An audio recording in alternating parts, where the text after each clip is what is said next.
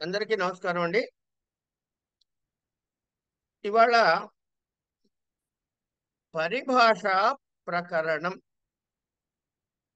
అనే భాగాన్ని సిద్ధాంత కౌముదిలో చూడటానికి ప్రారంభం చేయబోతుంది.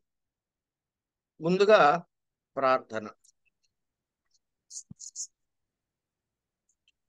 ఓం నమః పాణినికాచ్యాయన పతంజలిభ్యః శబ్ద విద్యా సంప్రదాయ కర్తృభ్యః పరమర్షిభ్యః నమో మహద్భ్యో మునిభ్యో గురుభ్యః.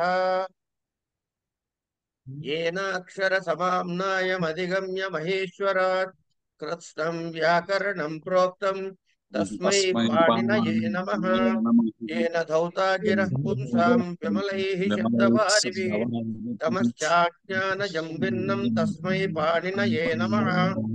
वाक्यकारं वररुचिं भाष्यकारं पतञ्जलिं पाणिनिं सूत्रकारं च प्रणतोऽस्मि मुनित्रयं नमस्कृत्य तदुक्तेः परिभाव्य च वैयाकरण सिद्धांत कौमुदीयं विरच्यते.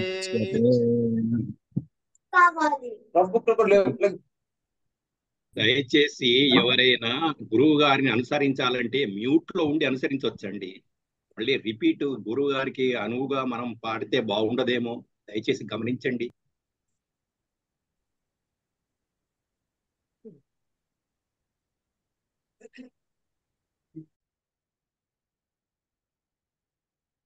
పరిభాష అంటే ఏమిటి? ఇందులో 13 సూత్రాలు ఉన్నాయండి. ఒక 5 నిమిషాలు అటు ఇటు అయినా కూడా ఈ బ్లాక్ మొత్తం ఇవాళ పూర్తి చేసుకుందాం. ఎందుకంటే ఇది మీ సిలబస్ లో లేదు. ఒకటి 13 సూత్రాలు కాబట్టి దీనికి ఎక్కువ మీరు శ్రమ కూడా పడక్కర్లేదు. కాబట్టి అర్థం చేసుకోవడానికి ఇవాళ ఒక 5 నిమిషాలు అటు ఇటు అయినా కంప్లీట్ చేసుకుందాం. సరే, పరిభాష అంటే ఏమిటి అన్నది ముందు మనం అర్థం చేసుకుందాం. పరిభాషకి పెద్దలు ఏం చెబుతారంటే అనియమే నియమకారిణి పరిభాష.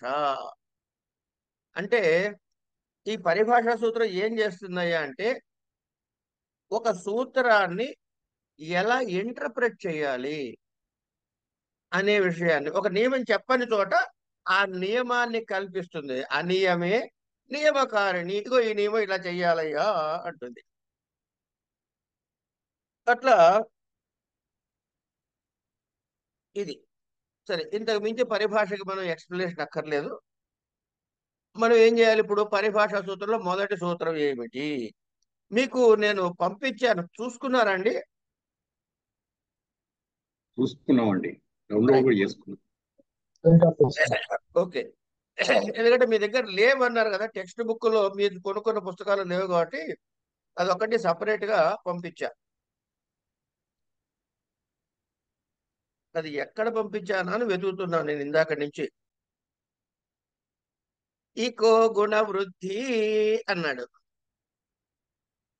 ఈ పరిభాషా సూత్రాలు పూర్తయ్యేటప్పటికీ మీకు అనేకమైన అప్లికేషన్ ఆఫ్ నాలెడ్జ్ కూడా అర్థమవుతుందండి. ఫర్ ఎగ్జాంపుల్, నిన్న మనం చదువుకున్న ఉన్నాయి కదా సూత్రాలు, సంజ్ఞా ప్రకరణంలో చివరి సూత్రాలు చదువుకున్నాం కదా. అందులో ఒక సూత్రం ఏమిటి? సంయోగే గురు. చదువుకున్నాం లేదా? చదువుకున్నాం. తర్వాత ఆ ఆ దగ్గర ఒక చిన్న డౌట్ వచ్చింది. అది నేను చెప్పుకుందాం అని చెప్పకుండా ఇవాళకి పోస్ట్ పోన్ చేసుకున్నాను, ఎందుకంటే పరిభాష చెప్పుకోలేదు కాబట్టి. అట్లాగే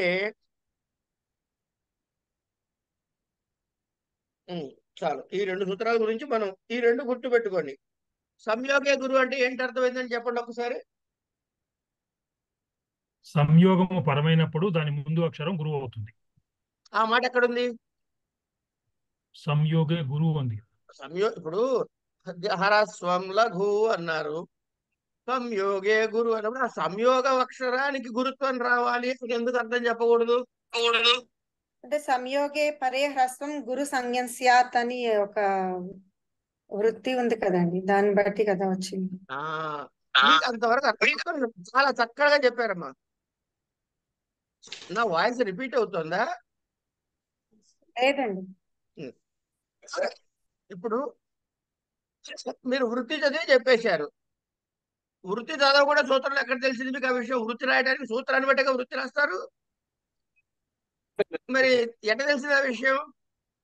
ఓ ప్రశ్న వేసి పెట్టారు, పక్కకు పెట్టుంచండి దాన్ని అట్లా. ఇప్పుడు ఆ ప్రశ్న గురించి ఆలోచించద్దు, దాన్ని పక్కకు పెట్టుంచండి.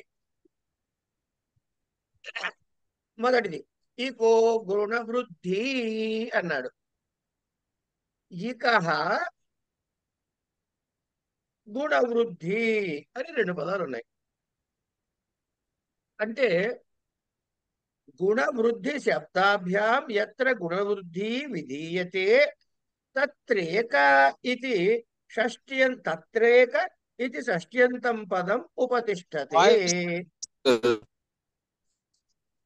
వీర్రాజు గారు, నేను మిమ్మల్ని మ్యూట్ చేశా. మీరు మాట్లాడదాం అనుకున్నప్పుడల్లా మ్యూట్ తీసి వేరే మాట చెప్పొద్దు సార్, ప్లీజ్. ఏం అనుకోవద్దు.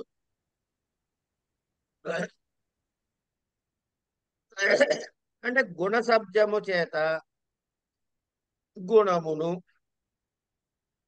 అట్లాగే వృద్ధి శబ్దము చేత వృద్ధిని ఏదైనా సూత్రములో విధించినప్పుడు, ఇప్పుడు గుణము అంటే ఏమో చెప్పుకున్నా కదండి. ఏం గుణ కార ఏకార ఓకారాలు ఏ ఓంగు కదా. అకారము అత్ అంటే హ్రస్వ అకారము, ఏకారము, ఓకారము, ఇవి గుణములు. వృద్ధి వృద్ధి రాధైచ్. ఐచ్చులు అంటే ఏమిటి?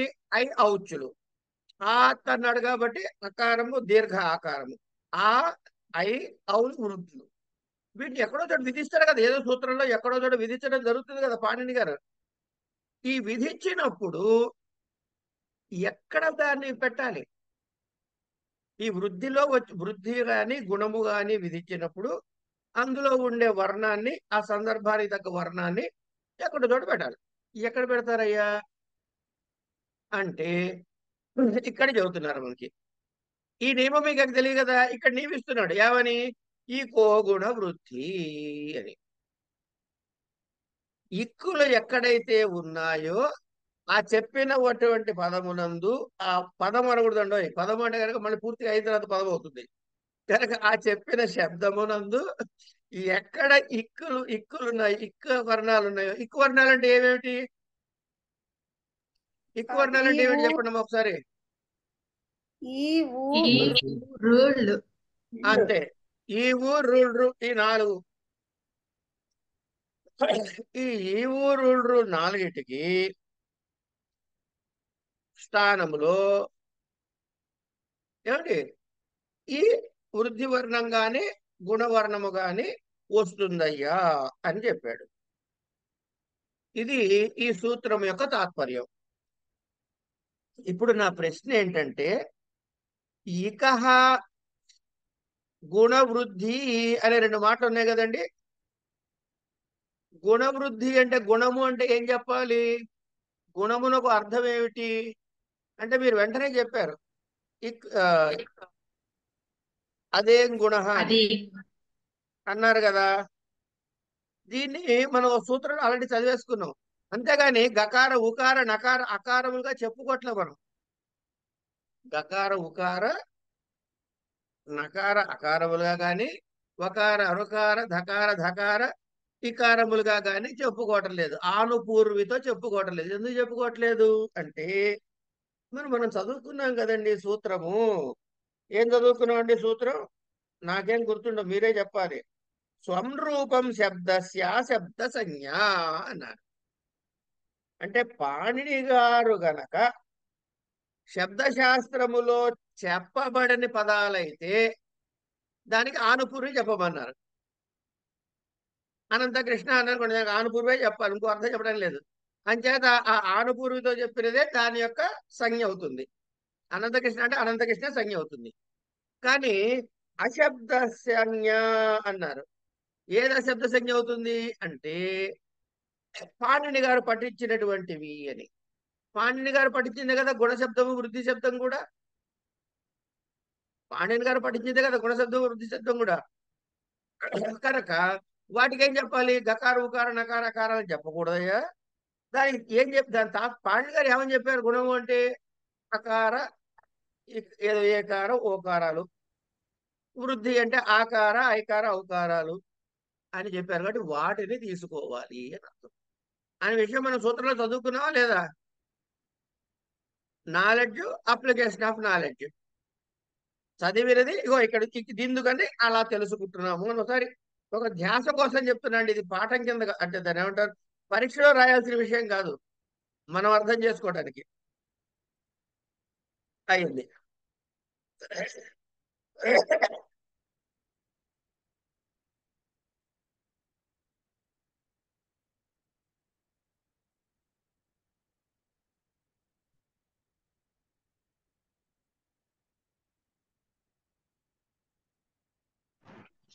గురుగారు దాని పక్కన ఉన్న నెంబర్ ఏంటండి? అది ఇకో గుణవృద్ధి తర్వాత ఎక్కడమ్మా? 111 ఇది పెట్టారు కదా, 113. ఆ ఆ, నెంబర్ ఏం చెప్తుందండి? ఎవరైనా చెప్తారండి? అదే హలంత్యం దాంట్లో 33 సూత్రాలు, ఇది 34వ సూత్రం. అదే కాకుండా అధ్యాయము పాదము అష్టాధ్యాయి ఒకటో అధ్యాయం ఒకటో పాదం మూడవ అధ్యాయము సూత్రం. పాదము మూడో కానీ అది సూత్రము. కాదనుకుంటా, మనం అది కాదు, మూడో దాని సూత్రం తర్వాత చదువుతుంది. 34వ సూత్రం నెంబర్ నాకు అర్థమైంది. నాకు అర్థమైంది ఏమిటంటే వృద్ధి అనేది వరుస సంఖ్య 1 1 అండి, గుణ వచ్చి 112, ఇకో గుణ వృద్ధి 113 కంటిన్యూస్ గా ఉన్నాయి. వృద్ధి గుణ ఇకో గుణ వృద్ధి. ఒక్క నిమిషం ఇక నేను చెప్తా. కరెక్ట్ గా చెప్పారండి లక్ష్మారెడ్డి గారు. చెప్పండి, ఏం డౌట్? డౌట్ అడగండి సందీప్ గారు మళ్ళీ ఒక్కసారి. డౌట్ ఏంటంటే ఇక్కడ ఉన్న నెంబర్ ఇది అష్టాధ్యాయి నెంబర్ లాగా కనిపించట్లేదు, ఇది ఏంటి అన్నది ఏది? నా డౌట్. ఏ నెంబర్? 113 ఇకో గుణవృద్ధి 1.1.3. అది మీ దగ్గర అష్టాధ్యాయి ఉందా? అంటే మనం ఫస్ట్ చూసింది హలంత్యం ఉంది, దాని తర్వాతది ఆ రెండో సూత్రము, మళ్ళీ ఆగండి మూడో ఆగండి సూత్రం హలంత్యం ఆగండి ఉంది కదా. ఆగండి ఆగండి ఉమ్. మీరు మొదటి క్లాసులు అటెండ్ అయినట్టు లేరు. మొదటిది అటెండ్ ఎందుకంటే అయ్యానండి. ఒక్క నిమిషం నన్ను సందీప్, నేను చెప్తా. ఓకే. నేను మీ డౌట్ తక్కువ చేయట్లేదు, మీకు క్లారిఫై చేస్తా. మీరు పాణిని అష్టాధ్యాయి తీస్తే 1వ అధ్యాయంలో 1వ పాదంలో 3వ సూత్రము ఇకో గుణవృద్ధియే ఉంటుంది. మొదటి ఉందండి, సూత్రము ఒక్క కరెక్టే, నిమిషం, నేను చూశానండి. ఒక్క నిమిషం ఉంది. నేను చెప్తున్నాను అదే. మొదటి సూత్రము వృద్ధి రాధై, రెండవ సూత్రము అదే గుణ, మూడవ సూత్రము ఇకో గుణ వృద్ధి అనే ఉంటుంది. అయితే మనం చదువుతున్నది సిద్ధాంత కౌముది. సిద్ధాంత కౌముదిలో భట్టోజీ దీక్షితుల వారు ఏం చేశారంటే పాణిని మహర్షి రాసిన దాన్ని రీఆర్డర్ చేశారు. కనుక ఒక సూత్రం ఒక చోటికి, ఒక సూత్రం ఒక చోటికి పెట్టారు. ఫర్ ఈజ్ కన్వీనియన్స్ మనం అదే చదువుకుంటాం. కనుక మనకి ఏం తెలియాలి? ఈ సూత్రం పాణిని అష్టాధ్యాయంలో ఎక్కడుందో కూడా తెలియాలి. కాబట్టి ఈ పక్కన సూత్రం నెంబర్ వేయడం జరుగుతుంది. మీరేం చేస్తున్నారు? ఇక్కడ 1 1 1 3 3 చదివాము, మళ్ళీ ఈ నెంబర్ తప్పేమో అని మీకు డౌట్ వస్తుంది. కింద అనువృత్తి అని ఇచ్చా చూడండి, నేను పంపించిన డాక్యుమెంట్ లో ఉంది. అక్కడ వృద్ధి పక్కన ఏముంది? 111 అని ఉంది. గుణ పక్కన ఏమనుంది? 112 అని ఉంది. అవునా? అవునండి. అంటే పాణిని అష్టాధ్యాయంలో 1వ అధ్యాయము 1వ పాదము 1వ సూత్రములో ఉన్న సూత్రము నుంచి వృద్ధి అనే పదం మాత్రం ఇక్కడికి అనువృత్తిగా తెచ్చుకున్నాము. అలాగే 1 1 రెండో సూత్రం నుంచి గుణ అనే పదాన్ని కూడా అనువృత్తిగా తెచ్చుకున్నాము. ఇకో గుణ వృద్ధి అనేది 1 1 మూడో సూత్రము. ఇప్పుడు కలిపితే ఏంటనమాట? వృద్ధి గుణ అని కూడా ఇందులో కలిపి చదువుకోవాలి. ఇదేమిటవుతుంది? ఇది పరిభాష ప్రకరణము.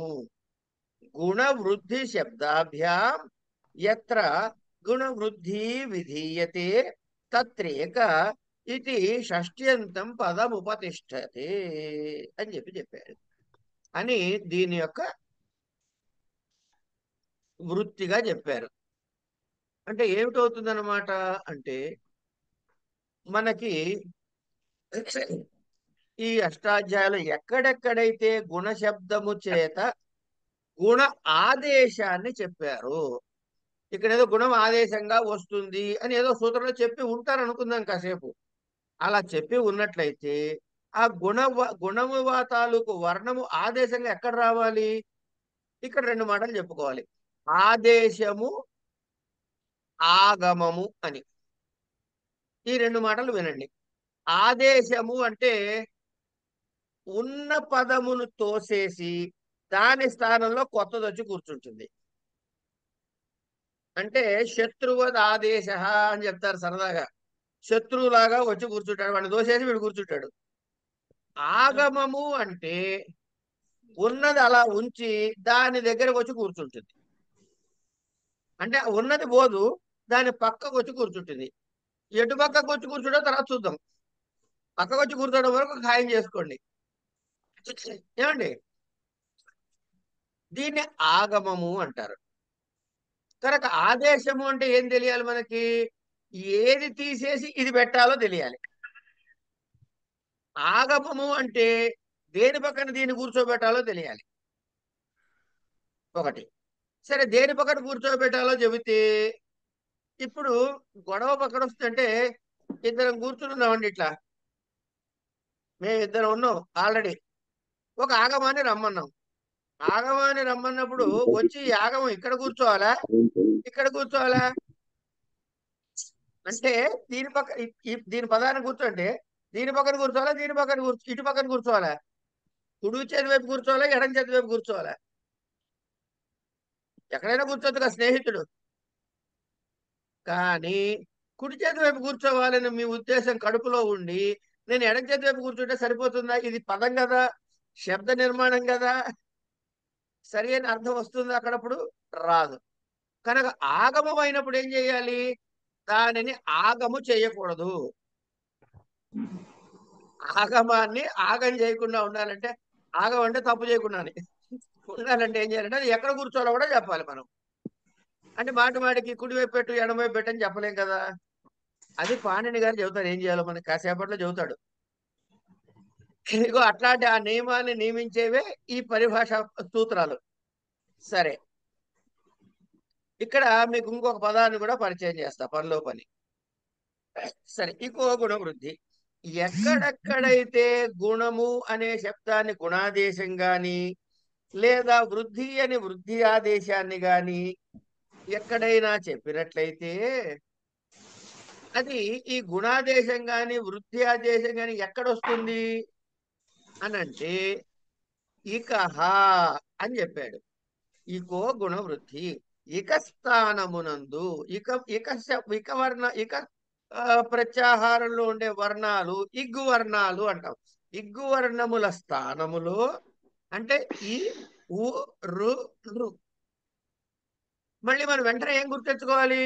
ఏమండి, గుణములో 3 వర్ణాలు ఉన్నాయి, వృద్ధిలో 3 వర్ణాలు ఉన్నాయి, మరి ఇక్కులో 4 వర్ణాలు ఉన్నాయి. దేని స్థానంలో ఏది పెట్టాలి మాస్టారు? మనకి సహాయపడేది ఏమిటి ఇక్కడ? రెండుని ఒకటి చేయండి, రెండుని ఒకటి చేయండి అర్జెంటుగా. 4గిట్లో ఒకటి తీసేయాలి కదమ్మా. రెండులోంచి ఒకటి తీసేస్తే ఒకటి అవుతుంది.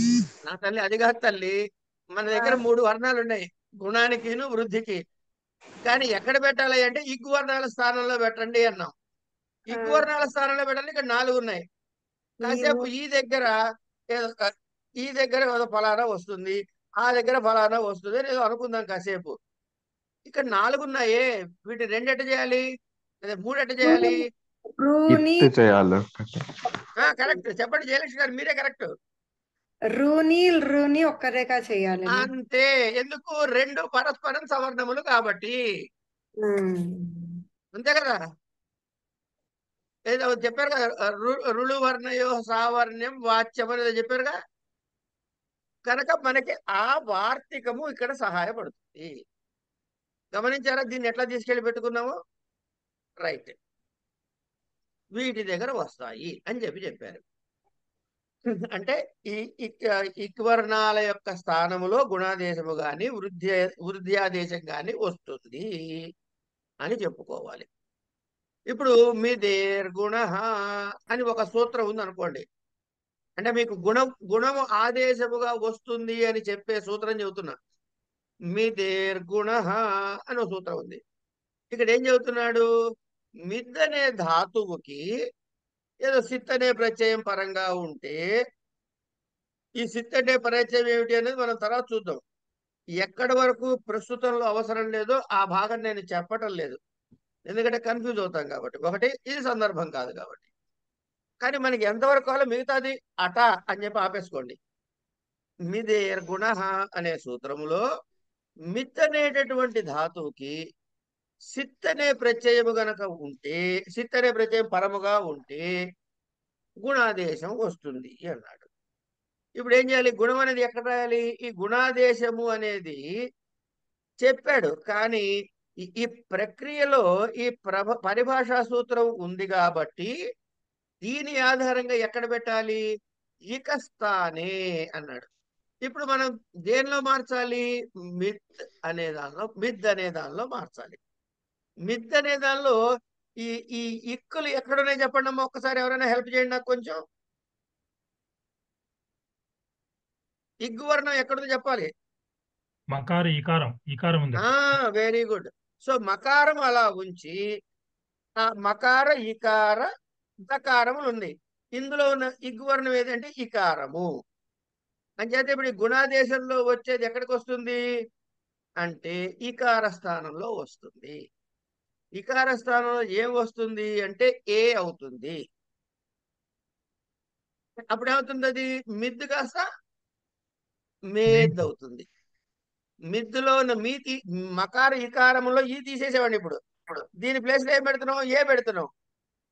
ఇంతకుముందు మకార ఈకారములు మీ అయింది, ఇది ఈ తీసేసి ఏ పెట్టాం కాబట్టి మకార ఏకారములు మే అవుతుంది. మిగతా అదేం మారలేదుగా, మేద్ అట్లాగే ఉంటుంది. సరే, మిగతా ప్రక్రియలో షై అని వస్తుంది, అది ఇది వస్తాయి కాబట్టి మేద్ యతి అనేది మేద్యతి అనే ఒక రూపం సిద్ధిస్తుంది. మిగతా రూప సిద్ధంతా మనకి ప్రస్తుతానికి అప్రస్తుతం. మనకి తెలియాల్సింది ఏంటి? మిత్ అనే దానిలోని ఈ కారస్థానములో ఆ సూత్రంలో నిర్దేశించబడిన గుణాదేశము ఆ స్థానంలో వచ్చి మేద్ అయ్యింది. అట్లాగే వృద్ధికి ఒక ఉదాహరణ చెప్పుకోవాలిగా. మృజేర్వృద్ధి అనే సూత్రం ఉంది. మృజేర్వృద్ధి, ఈ సూత్రంలో ఏం ధాతువు విధిస్తాడు? మృజ్ అనే ధాతువుకి వృద్ధిని ఆదేశంగా చెప్పాడు. మృజ్ అనే ధాతుకి వృద్ధిని ఆదేశంగా చెబితే వృద్ధి ఆదేశం ఎక్కడ రాయాలి? ఈకో గుణ వృద్ధి అని పరిభాష ఉంది కాబట్టి ఈ మృజ్ అనే ధాతువులో ఉన్నటువంటి ఇగ్గు వర్ణము ఏది? ఆనుపురి చెప్పండి. మృజ్జుకి మకారము మకార రుకార జ. చెప్పండి పర్లేదు, ఇద్దరు ముగ్గురు చెప్పినా నష్టం లేదు, చెప్పండి. మకారంకి రుకారం ఉంది కదా. మకార రుకార జకారం అనండి. మకార మకార రుకార జకారం. అరకార జకారం రు దగ్గర వృద్ధి అవుతుంది. ఇప్పుడు ఆ అరుకార స్థానం దగ్గర వృద్ధి యొక్క సంజ్ఞ రావాలి, అంటే దీర్ఘ ఆకారము రావాలి అని చెబుతుంది. అరుకారం తీసి దీర్ఘ ఆకారం పెట్టామనుకోండి, దీర్ఘ ఆకారం పెడితే మా అవుతుంది, అవునా కదా? అవును సార్. ఈ దీర్ఘ ఆకారం వచ్చినప్పుడు, ఆకారానికి వచ్చినప్పుడు వేరే సూత్రము ద్వారా రకారం కూడా కలుపుకుని తెచ్చుకుంటుంది అని ఒక సూత్రం ఉంది. అది మనకి ప్రస్తుతానికి అనవసరం. కనుక ఏంటవుతుంది? ఇప్పుడు ఎప్పుడైనా అరుకార స్థానంలో వేరేది ఆదేశంగా వస్తున్నప్పుడు దానికి ఈ తోడు కూడా ఆర్ అవుతుంది అనమాట. అందుకే ఏవో ఆర్లు వచ్చును అని చెప్తాను తెలుగు సూత్రం చెప్పినప్పుడు. చెప్పావా లేదా? ఏవో ఆర్లు ఎందుకు వస్తున్నాయి మరి? 7 8 ఎందుకు రావట్లేదు అంటే, ఆరు ఎందుకు వస్తుందంటే సూత్రం ప్రకారం ఆకారంతో పాటు రకారముతో కలిసి వస్తుంది కాబట్టి, పరముగా పెట్టుకుని ఆకారము వస్తుంది కాబట్టి. అంచేది ఇప్పుడు ఈ అదే మకారము అరకారాన్ని తీసి ఏం పెట్టుకోవాలి? ఇక్కడ మనము ఆరు పెట్టుకోవాలి. ఇప్పుడు కలిపేసేయండి, మకార ఆరు కలిపేసి ఆరు అవుతుంది. ఇవి రెండు ఎందుకు కలిపేశారమ్మా? మకారమును ఆరు ఎందుకు కలిపేశారు? వృద్ధి కాబట్టి ఓ గుణ వృద్ధి. అది కాదమ్మా. సరే ఇంకో గుణ వృద్ధి. ఇగో అలా నాతో గొడవ పెట్టుకోవద్దు పొద్దునే. ఇది పొద్దున కాదు, మీరు గొడవ పెట్టుకోవట్లేదు, అది వేరే విషయం. నేను మాట్లాడతా. ఇప్పుడు నేను అడిగిన ప్రశ్న ఏంటంటే మకారం పక్కగా ఉన్న ఆరు ఎందుకు కలిపేశారు అని అడిగారు. అది సంహిత. ఇది అది కలిపేస్తే అక్కడ ఒక ఒక్క అక్షరంగా తయారు చేయడం. వ్యవధానం లేదండి, వాటి మధ్య వ్యవధానం లేదు. ఆ సూత్రం చెప్పండి. హలోనంతరా సంయోగ. ఆహాహా. కాదు, పరసన్నికర్ష సంహిత. కరెక్ట్. అంటే ఐఎమ్ ట్రైంగ్ టు, అంటే మీకు ఎక్కడ ఈ సూత్రం యొక్క అప్లికేషన్స్ వస్తుంటే ఒకసారి మనం అట్లా గమనించుకుంటూ ఉంటే సూత్రాన్ని ఏదోగా గుర్తు పెట్టుకోకుండా దాని అప్లికేషన్ కూడా మనకు కనపడుతూ ఉంటుందని ఒక ప్రయత్నం చేస్తున్నాం అంతే. ఇక్కడి నుంచి మీకు కలిపేసాం, మార్ అయిపోయింది. సరే, దాని తర్వాత ఉన్నది జనం అనేది వస్తుంది, నార్జనం అనే రూపం ఏర్పడుతుంది. మనకి ప్రస్తుతానికి అది అవసరం లేదు. మనం తెలుసుకోవాల్సింది ఏంటి, రికార స్థానంలో ఆర్ వచ్చింది అని. ఇది ఇకో గుణ వృద్ధి అనే సూత్రం యొక్క తాత్పర్యం. గురుగారు మొదట ఇక్కడ ఆ వస్తుందని చెప్పారు కదా. అవును, ఆ వస్తున్నప్పుడు ఆ రకారాన్ని తోడుగా తెచ్చుకుంటుందని వేరే సూత్రం ఉంది నాన్న. అంటే ఆ వచ్చినప్పుడల్లా మనము ఆర్ను పెట్టుకోవాల్సి ఉంటది, అంతేనా? రికార స్థానములో వచ్చే ఆ ప్లేసులో ఆర్ వస్తుంది. ఓకే. ఇంకొకటి రుకారం దగ్గర వృద్ధిలో మనకు ఏ ఓలు కూడా ఉన్నాయి కదా, ఇక్కడ ఆనే ఎందుకు పెట్టుకున్నామండి? మంచి ప్రశ్న వేశారు. దీనికి మళ్ళీ మనం కొంచెం ముందుకు వెళ్ళాక ఆ సందర్భం వచ్చినప్పుడు చెబుతాను. ఈ ప్రశ్నను హోల్డ్ చేసి పెట్టండి మీరు కాసేపు. సరే. ఓకే, ఓకేనండి. ఓకే అండి. ఓకే గురుగారు. ఏం హోల్డ్ చేసి పెడతారు? ప్రశ్నను ఏది హోల్డ్ చేసి పెడతారు? ఏ ప్రశ్న? ఇప్పుడు రుకార స్థానంలో వృద్ధిలో వేరే అక్షరాలు కూడా ఉన్నాయి కదా, అక్కడ ఆ మాత్రమే ఎందుకు వచ్చింది అన్నది ప్రశ్న. ఏమేమి ఉన్నాయి? ఏ ఔ, ఐ ఔ, ఏ ఐ ఔ, ఐ ఔ, ఐ ఔ, ఐ ఔలు ఉన్నాయి. ఇంకేమున్నాయి? ఆ ఉంది.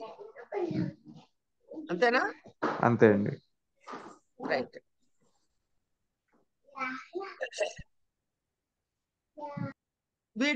వేటి స్థానంలో వస్తున్నాయి? ఈకో స్థానంలో, ఇక్ స్థానంలో, ఇక్కుల స్థానంలో వస్తున్నాయి. ఏమండి, అంతేనా? అంతే అండి, అంతే. రైట్.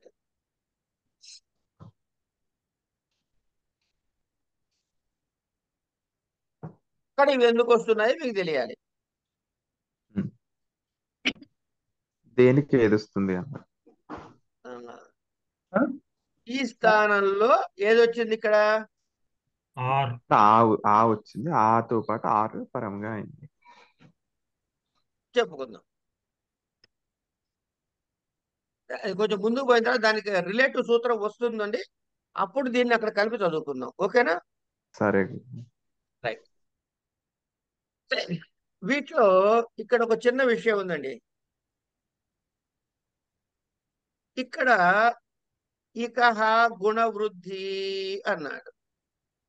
ఈ ఇకహ అనే మాట చెప్పకపోతే, ఇకహ అనే మాట చెప్పకపోతే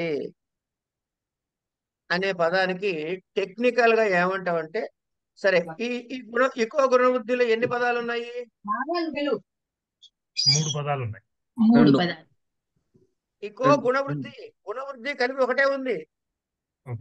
ఇకహ 2 పదాలు.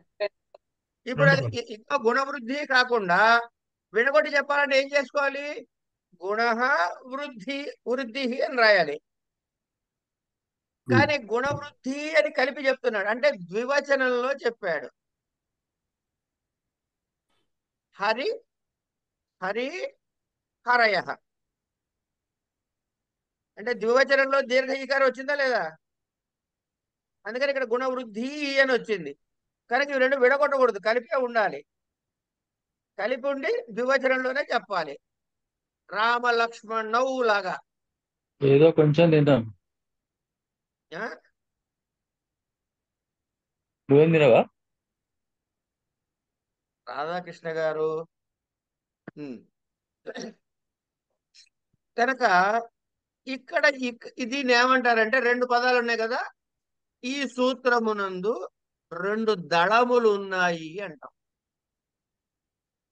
అంటే ప్రతి పదాన్ని మనం ఏమని పేరు పెట్టుకుంటున్నాం? దళము అని. ఈ దళము అక్కడ లేకపోతే ఏమిటవుతుంది? లేదా ఈ దళము అక్కడ ఉండటం ఎందుకు అంత అవసరం? మీరు ఆల్రెడీ కాంటాక్ట్ క్లాస్ అటెండ్ అయ్యారు కదండి. ఆ మీకు కారక ప్రకరణం అయిపోయింది కదా అక్కడ. అవుతోంది సార్, తృతీయ అయిపోయింది. చాలా ఫాస్ట్ గా కారక చెప్తారు గురువు ప్రకరణం గారు అక్కడ. అదే అవుతోంది. పంచమి కూడా అయిపోయిందండి. పంచమి కూడా అయిపోయిందండి. అయిపోయింది, పర్వాలేదు. అదేంటి ద్వితీయ సూత్రం ఏంటి చెప్పారు కర్మకారకానికి? కర్తురీప్సితమం కర్మ. కర్తురీప్సితమం కర్మ అన్న దగ్గర ఏమేం చెప్పారు? కర్తకి ఏదైతే బాగా ఇష్టమో అది కర్మ అవుతుంది.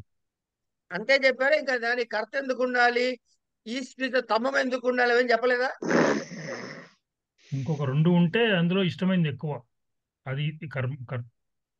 నా ప్రశ్న అది కాదు. కర్తుహు అనే శబ్దం తీసేస్తే ఏమిటవుతుంది, ఇంపాక్ట్ ఏమిటి? తమహ అనేది లేకపోతే ఏమిటవుతుంది అనే విషయం చెప్పారా చెప్పలేదా?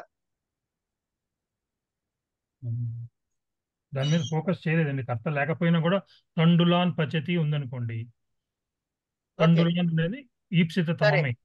పర్వాలేదు.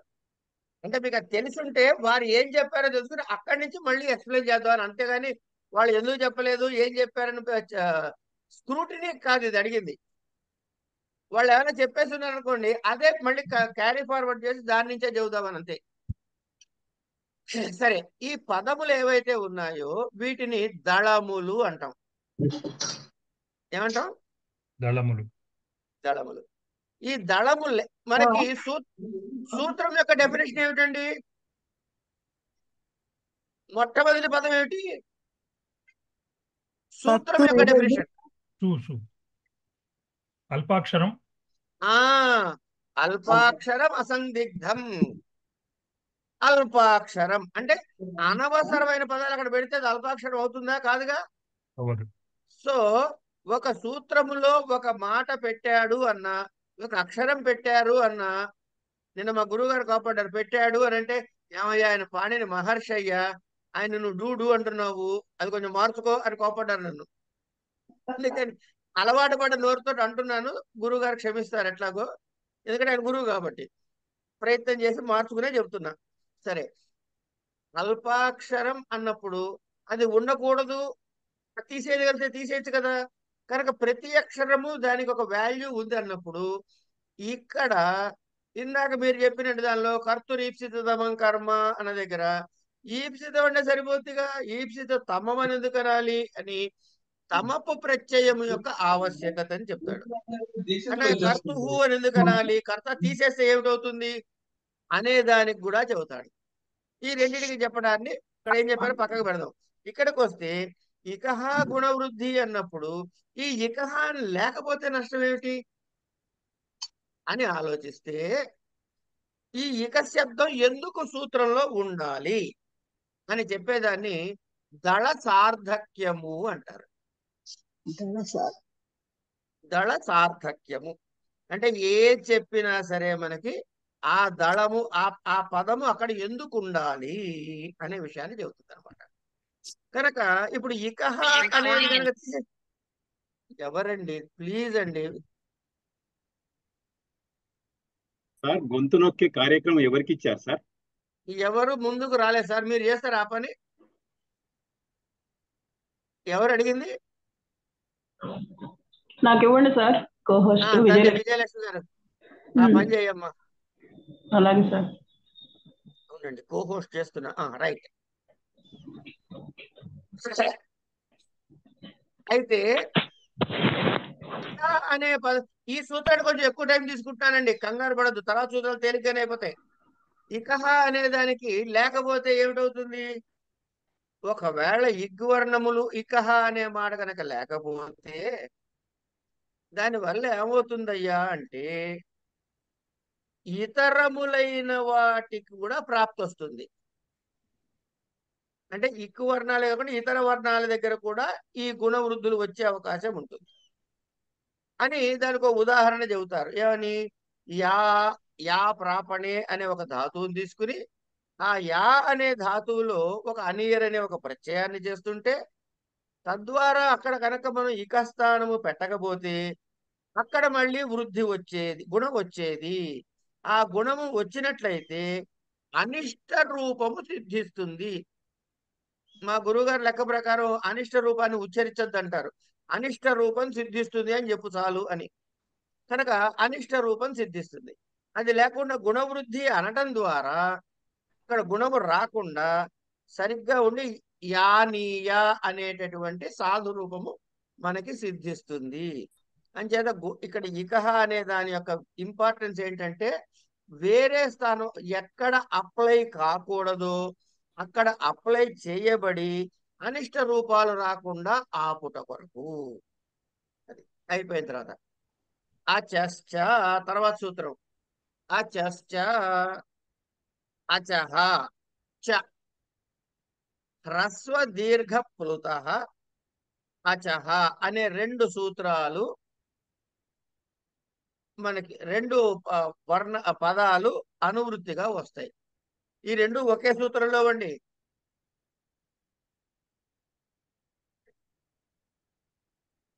ఇక్కడ ఏం చెప్తున్నాడు, హ్రస్వ దీర్ఘ ప్లుత అచ్చులు అచహ అంటే హ్రస్వ దీర్ఘ ప్లుత శబ్దములు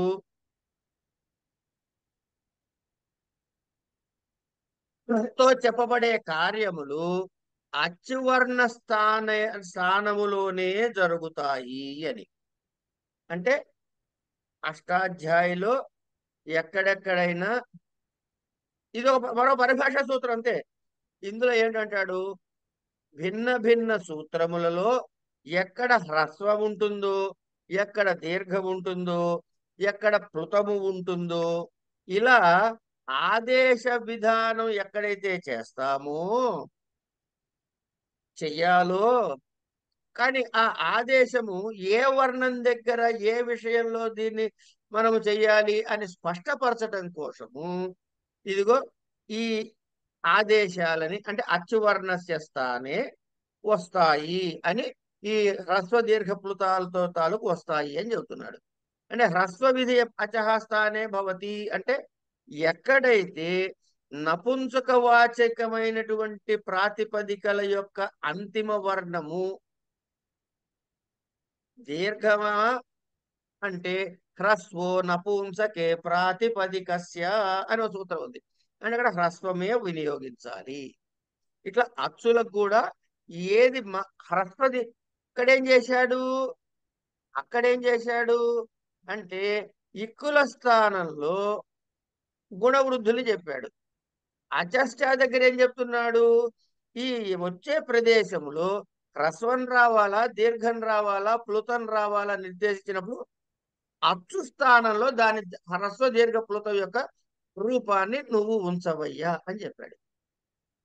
అతో దీర్ఘేయై అని ఒక సూత్రం ఉంది.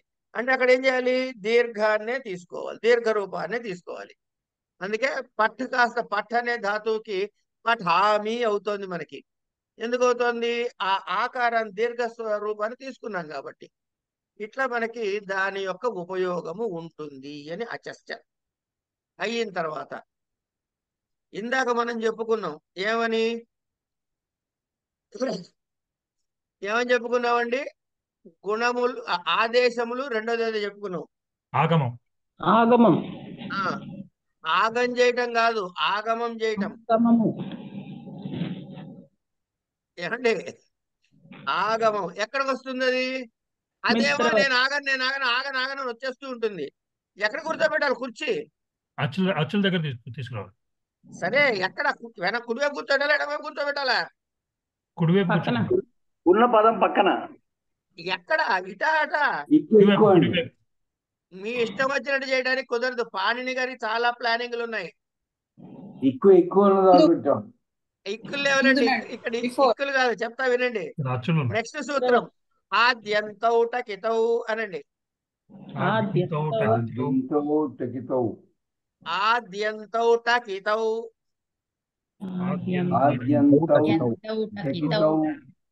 టకితౌ. ఆ టకితౌ దగ్గర కిందకి లాగేటప్పటికి ఆద్యంతౌ టకితౌ రెండు కలిపి చెప్పా. టకితౌ ఈతౌ అంటే రెండు ఇత్తులు. ఏమిటవి? టక్కులు. అంటే టకారము ఇత్తుగా కలిగినది, కకారము ఇత్తుగా కలిపి చెప్పేశాడు కలిపేసి. ఇప్పుడు టకితౌ అన్న మాట అర్థమైందా లేదా?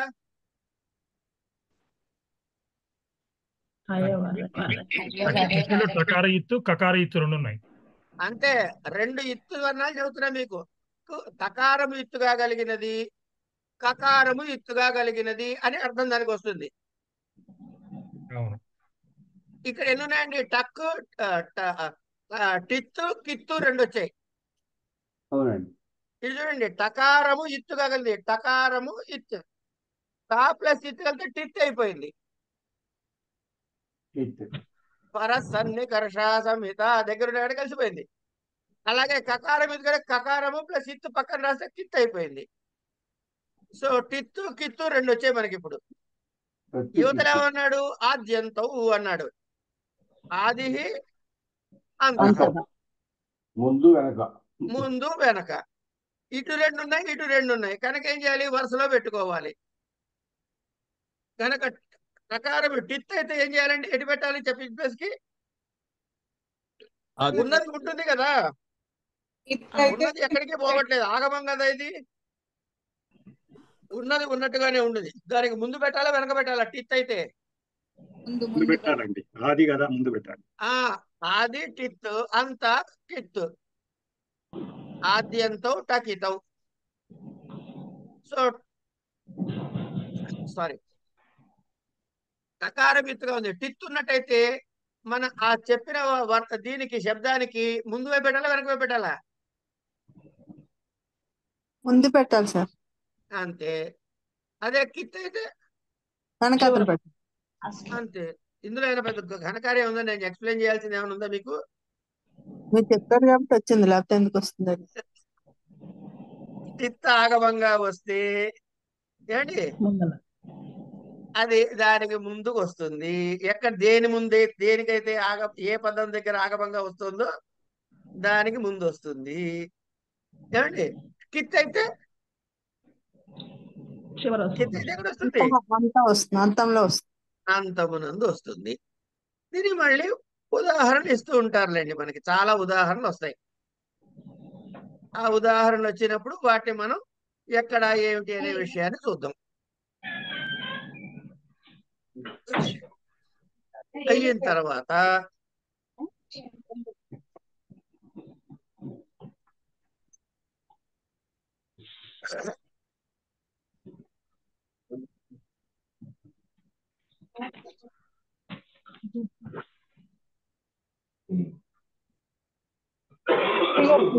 ఆద్యంతౌ టకితౌ కదా మనం చెప్పుకున్న సూత్రం.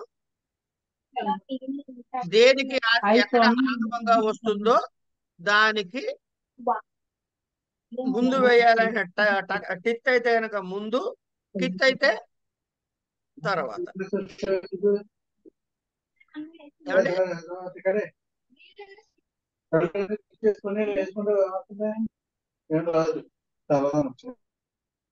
హైమవతి. ఇంకొకటి కూడా చెబుతున్నారండి. ఇంకొకటి కూడా చెబుతున్నారు. దేని దగ్గర ఆగమంగా వస్తుందో దానికి టిత్ అయితే ముందు వస్తుంది, కిత్ అయితే తర్వాత వస్తుంది అని చెప్పారు. అంచేత టక్కిత్తులు అయిపోయినాయి. ఇప్పుడు మధ్యలో కూడా వచ్చేందుకు ఒకటి ఉందండి. ఈ మధ్యలో కూడా వచ్చి, అంటే ఒక శబ్దానికి మధ్యలో కూడా వచ్చి కూర్చునే అవకాశం ఉంది. ఈ శబ్దాన్ని మీరు అంగం అనొచ్చు, ప్రాతిపదిక అనొచ్చు, ఇట్లా రకరకాల పేర్లు సందర్భాన్ని బట్టి వస్తాయి. అవి అక్కడ ఆ నామెన్క్లేచర్, ఆ పేర్లన్నీ అక్కడ వింటాం మనం. ఇక్కడ పదానికి శబ్దానికి మధ్యలో వస్తుంది అనుకున్నాం. ఇప్పుడు ఏమైంది? టిత్ ఆగమని చెప్పేసుకున్నాం, కిత్ ఆగమని చెప్పేసుకున్నాం. మూడోది మిదచోంత్యాన్ మిదచోంత్యాత్ పరహ అన్నాడు. మిత్ అచహ అంత్యా పరహ. మిత్ అనేటటువంటి ఆగమం ఏదైతే ఉందో, అంటే మిత్ ఆగముగా ఉంటే అర్థం ఏంటండి? మిత్ అంటే ఏమిటి అసలు? మిత్ మకారం అంటే ఏమిటి? ఎత్తుగా కలదు. మకారము ఇత్తుగా కలిగినది. ఇప్పుడు నేను కాసేపు నుమ్ అన్నాను అనుకోండి, అది మిత్ అవుతుందా కాదా? నుమ్ అవుతుంది. మకారం వచ్చింది కాబట్టి అవుతుందండి. ఇప్పుడు మకారం ఇత్ అని మీకు ఎవడు చెప్పాడు? ఇందాక మిత్తని మీరే చెప్పారు. అలా నేను చెప్పాను వినేస్తారు ఏంటండి మీరు? మనం యమగమనం పాండ్యన్ గారి మాట వినాలి కానీ యమగమనంలో మకారం ఇత్తు కదండి. అప్పుడు హలంత్యం మకారం ఇత్తావు, ఇక్కడ నుమ్ అన్నాను. అలంత్యం. మకారం ఎందుకు ఇత్తయింది? హలంత్యం అది హలంత్యం కనుక. సో మీరు ఎక్కడికక్కడ మన పాత చదువుకున్న నోట్స్ కలిపి చదువుకోవడం ప్రాక్టీస్ చేయండి అమ్మా కొంచెం.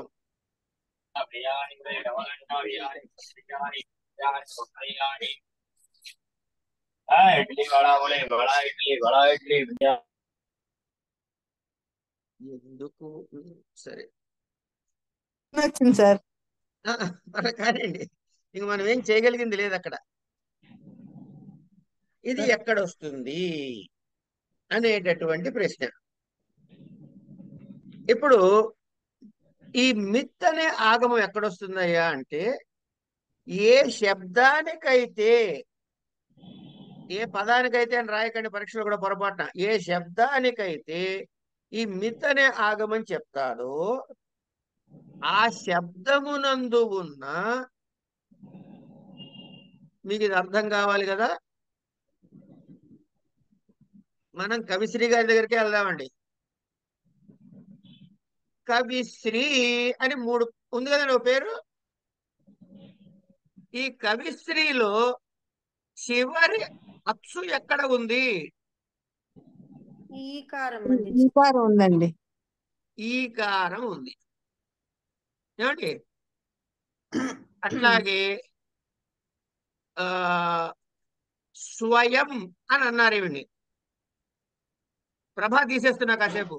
స్వయం అని పేరు కనపడింది. చెప్పండి ఇందులో ఎక్కడుంది? చివర్లో మకారం ఉంది కదండి. మకారానికి ముందు. ఆ ఇప్పుడు ఏం చెప్తారంటే యకారోత్తర అకారము అనండి. యకారోత్తర అకారం. యకారోత్తర అకారం. ఎందుకు? ఆవిడ పేరు స్వయం. ప్రభని కాసేపు పక్కకు పెడదాం.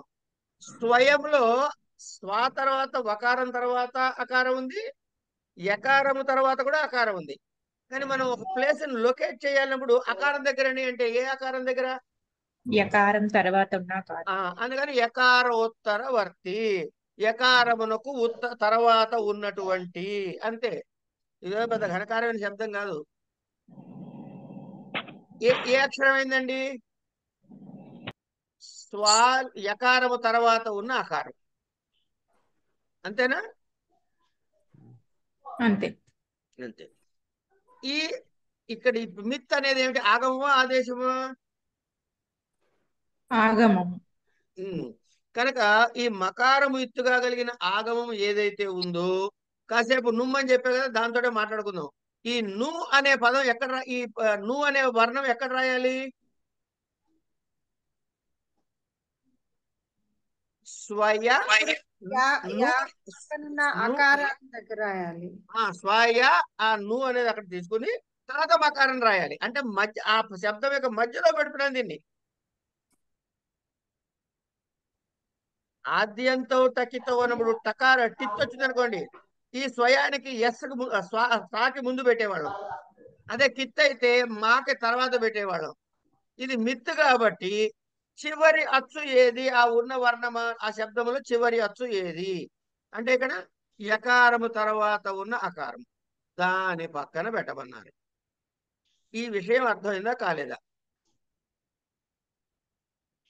ఇప్పుడు నేను అడుగుతానండి, కప్ అనే ఒక శబ్దాన్ని మీకు ఇస్తున్నా. కప్ అనే శబ్దంలో నుమ్ అనేటటువంటి ఆగమాన్ని చెబితే ఎక్కడ పెట్టాలంటారు? కకారం కకారం తర్వాత కా తర్వాత ఆ తర్వాత పెట్టాలి. ఆ నుమ్ములో మకారం ఇత్తుగా పోతుంది. ఊ అన్నది ఉచ్చారణ కోసం అది కూడా పోతుంది. నకారం ఒక్కటే మిగులుతుంది. కనుక కకార నకారాలు కా తర్వాత నకారం మిగులుతుంది. తర్వాత మళ్ళీ పకారం ఉంది కాబట్టి ప్నా అనేది అవుతుంది. కనుక ఆగమాలకి ఉండేటటువంటి మూడే మూడు లక్షణాలు ఏమిటవి? టిత్తు, కిత్తు, మిత్. ఒక్కసారి చెప్పండి అమ్మా. టిత్తు, టిత్ కిత్ మిత్. మిత్. టిత్ ఎక్కడ వస్తుంది? టిత్ ఆగమం ఎక్కడ వస్తుంది? ఆది ముందుగా వస్తుంది తిట్టు, అంతంలో వస్తుంది తిట్టు, మధ్యలో మిత్ వస్తుంది మధ్యలో కాదు, మధ్యలో రాదు. ఎక్కడ మధ్యలో అంటే చివరి ఎక్కడ? అచ్చు. మిత్ అంటే చివరి పొల్లుకి ముందుగా వస్తుంది. అలా కాదమ్మా. చివరి అచ్చు ఆ శబ్దములో చివరి అచ్చు తర్వాత వస్తుంది.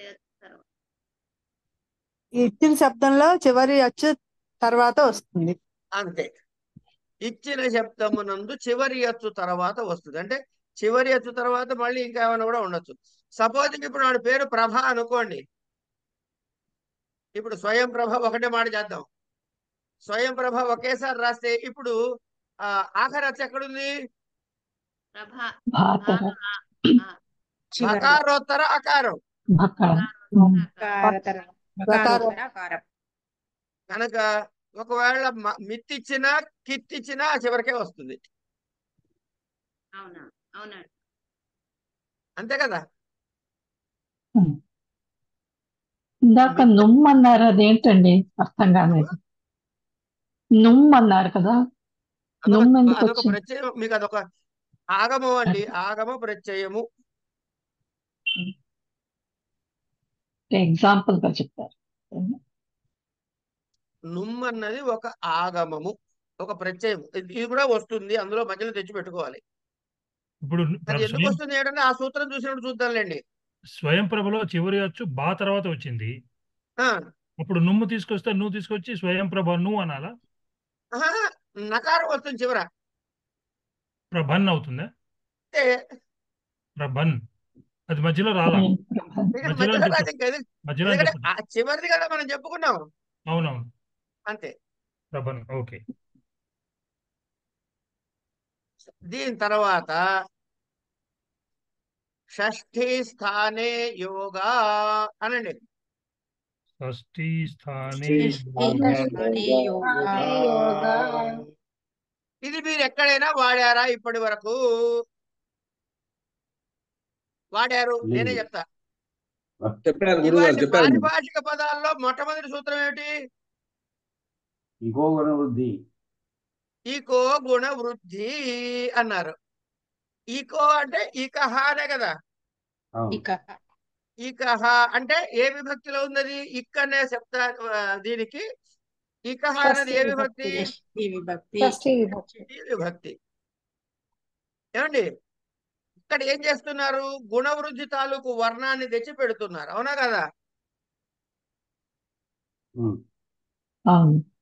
అవును. అంచేత ఇకహ స్థానే గుణవృద్ధి వర్ణముల యొక్క వాటి స్థానంలో ఇది వస్తాయి. అంటే దీని స్థానమునందు అది పెట్టమనిగా తాత్పర్యం చెప్పుకున్నాం మనం. ఎందుకు చెప్పుకున్నారు? దాని స్థానంలో పెట్టమని ఎక్కడ రాశాడు సూత్రంలో? అంటే షష్ఠీ విభక్తిలో చెప్పాడు కాబట్టి. ఇప్పుడు మీకు అర్థమైందండి? ఒక సూత్రము చదువుతున్నప్పుడు అందులో ఏదైనా షష్ఠీ విభక్తి పదం ఉంటే ఆ పదము యొక్క స్థానములో వస్తుంది. ఏది వస్తుందండి? ప్రథమ విభక్తిలో ఏది చెప్పాడో అది వస్తుంది. గుణవృద్ధి అనేది ప్రథమ విభక్తిలోనే ఉందిగా, అవి అక్కడ వస్తాయి. మనకి విభక్తులు ఏంటండి? 7. ఇప్పుడు మీకు ఎన్ని విభక్తుల గురించి చెప్పేశాను? 6. షష్ఠీ విభక్తి వరకు. రెండు చెప్పారండి, ప్రథమ ఒకటి షష్ఠి ఒకటి చెప్పారు. అంతే చెప్పుకున్నాం. షష్ఠీ స్థానే యోగా అంటే ఏంటి? షష్ఠి యొక్క స్థానములో మనం ఏదైతే తేవాలో అది అక్కడ వస్తుంది. అంటే సూత్రమునందు ఎక్కడైతే షష్ఠీ విభక్తితో ఉన్నటువంటి శబ్దము ఉంటుందో, ఏమండి, ఆ షష్ఠీ విభక్తి ఉన్నటువంటి స్థాని దగ్గర నిర్దేశించినటువంటిది వస్తుంది. అంటే షష్ఠీ విభక్తి యొక్క విభక్తితో ఉన్నప్పుడు ప్రయోగం ఉంటే దాన్ని సామాన్యంగా అవసరం ఉన్న చోట షష్ఠీ విభక్తులనే చెప్పుకోవాలండి. ప్రతి షష్ఠీ విభక్తి దగ్గర కొత్త తెచ్చి పెట్టుకోవాలని రూల్ లేకపోవచ్చు. కానీ ఎక్కడైతే ఇది తెచ్చి పెట్టాల్సిన పరిస్థితి వస్తుందో, అంటే ఆదేశము చెప్పబడుతుందో, ఆ షష్ఠీ స్థానం ఎక్కడ చెప్పాడో అక్కడ వస్తుంది అని చెబుతున్నాడు. అంటే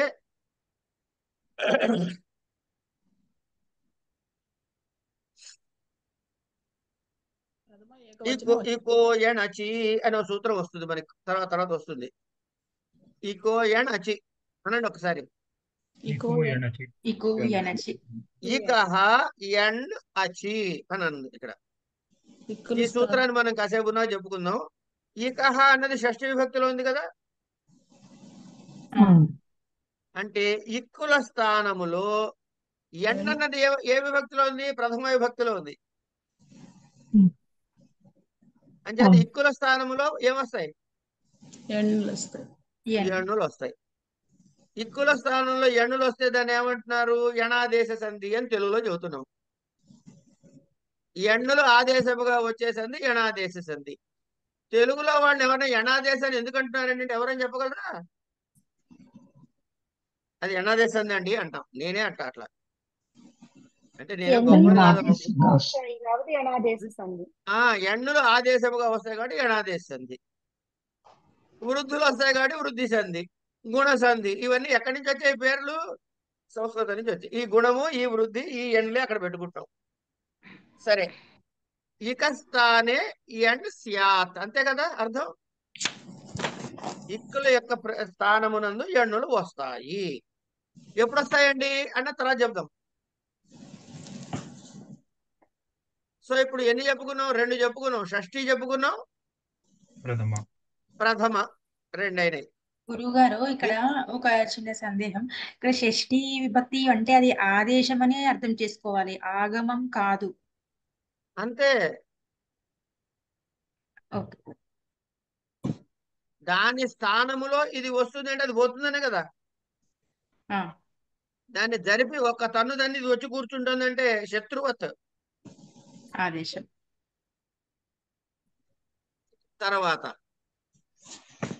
తర్వాతి సూత్రము స్థానే అంతరతమః. స్థానే అంతరతమః. స్థానే అంతరతమః.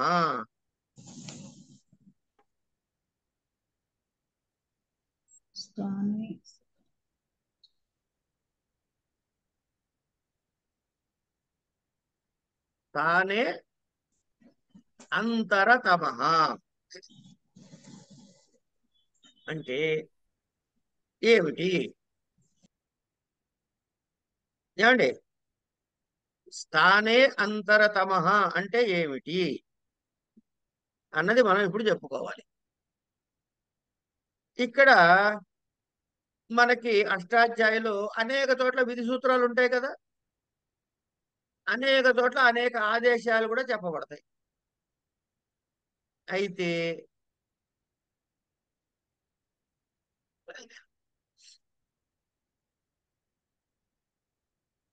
ఏ ఆదేశాన్ని ఆ చెప్పబడిన ప్రసంగంలో అనేకమైనటువంటి ఆదేశాలు ఉంటే ఏ ఆదేశాన్ని తీసుకోవాలి?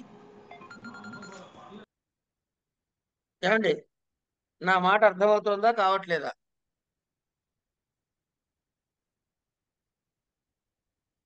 ఒక ప్రసంగములో అనేకములైన ఆదేశములు వచ్చేదుంటే ఏది తీసుకోవాలి అనేది ప్రశ్న. స్థానేంతరతమః, స్థానే అంతరతమః, ప్రసంగే ప్రసంగే సతి సదృశ్యతమః ఆదేశః స్యాత్.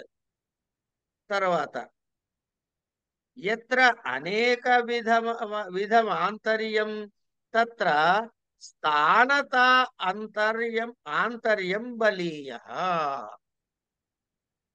ఇది లెక్క. ఇందాక ఒక మిత్రుడు అడిగారు. ఏమడిగాడు అబ్బాయి? సుదీపే అనుకుంటా. సుదీప్ గారు మీరేనా అడిగింది? సందీప్ గారు. సుదీప సందీప?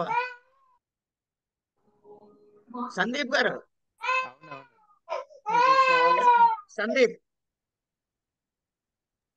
గురువు గారు చెప్పండి, వినిపిస్తుందా? వాళ్ళ అబ్బాయి అడుగుతున్నాడు ఆయన బదులు. ఇప్పుడు సైలెంట్ అయిపోయిందిలేండి. ఏం పర్లేదు నేను ఒక చిన్నపిల్లని మనం అడ్డు పెట్టకూడదు. పెద్దవాళ్ళు అల్లరి చేస్తేనే భయపడాలి. చిన్నపిల్లలు దేర్ వెల్కమ్. అయితే మీరు అడిగారు కదా గుణములో 3 ఉన్నాయి, మరి ఇదే ఎందుకు వచ్చింది అని ప్రశ్న మీరేనా వేసింది? అవునవును, నేనే అండి. అప్పుడు నేనేం చెప్పాను? ఎగ్గొట్టా చెప్పడం. అంటే మళ్ళీ చెప్తా అన్నారు, ఎగ్గొట్టలేదు. అన్నా కదా, ఇగో ఇప్పుడు చెబుతున్నా మీరు. ఓకే. స్థానే అంతరతమః అంటే ప్రసంగే సతి సదృశతమః ఆదేశః స్యాత్ అన్నాడు. సదృశ్యతమః అంటే చాలా దగ్గర పోలిక ఉన్నటువంటి ఆదేశము. ఇది ఒకటి. తర్వాత ఎక్కడైతే అనేక విధములైన ఆనంతర్యం ఉందనుకోండి, రకరకాల ఆంతర్యాలు ఉన్నాయి, అవి ఏడు చూద్దాం కాసేపు ఉన్నాక.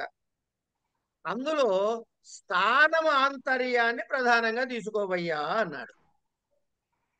ఇప్పుడు ఇకో ఎణచి అనే ఒక సూత్రం తీసుకుందాం కాసేపు. ఏం తీసుకుందాం? ఇకో ఎణచి. ఇక్కుల స్థానంలో ఏమొస్తాయి? ఎన్నులు వస్తాయి. ఇక్కులు ఎన్నున్నాయి? 4. ఏమేమిటవి?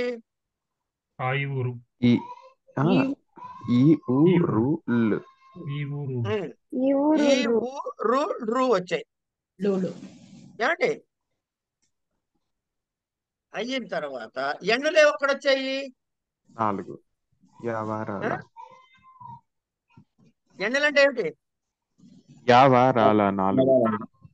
యావారాల, అంతే కదా. ఇప్పుడు మీరు గమనించండి, జాగ్రత్తగా గమనించండి.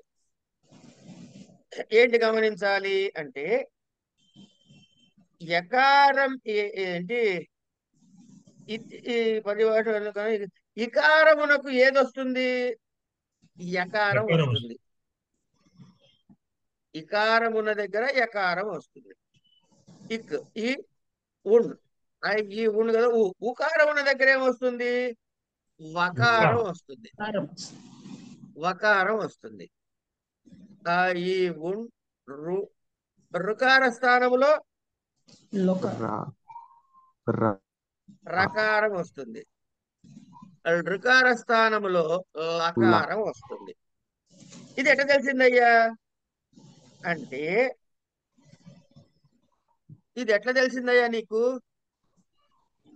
సందీప్ గారు మీకు ఎలా తెలిసిందండి అని ఎవరో అడుగుతారు కదా. స్థానం ఇక్కడ చూడండి. ఇప్పుడు ఇచు యశానాం తాలు అన్నప్పుడు ఈ అన్నది యా అన్నది కూడా ఒకే స్థానముతో వచ్చాయి కనుక స్థానము యొక్క సమానత్వము వలన ఇకార స్థానమునందు యకారం వస్తుంది. అలాగే ఈ ఉ ఎక్కడుంది? ఉపు పద్మానియా నామోష్టౌ. ఉకారము ఇంకేముంది అందులో? పకారం. సరే అమ్మా.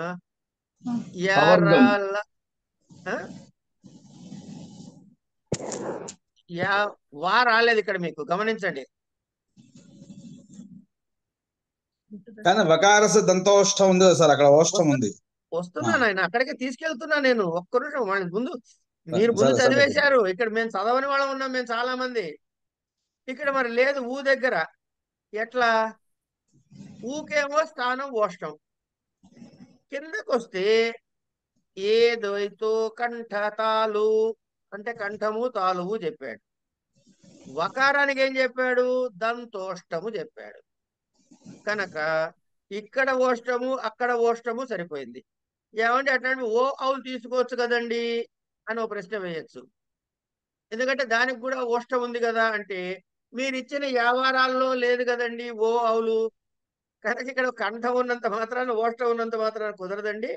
ఇచ్చినటువంటి వ్యాపారాల్లో వకారము అన్నది సమాన స్థానం ఎక్కడొచ్చింది? ఇది దంతోష్టము కనుక, పైన ఉకారము కూడా ఓష్టమే కనుక స్థానము సరిపోయినది.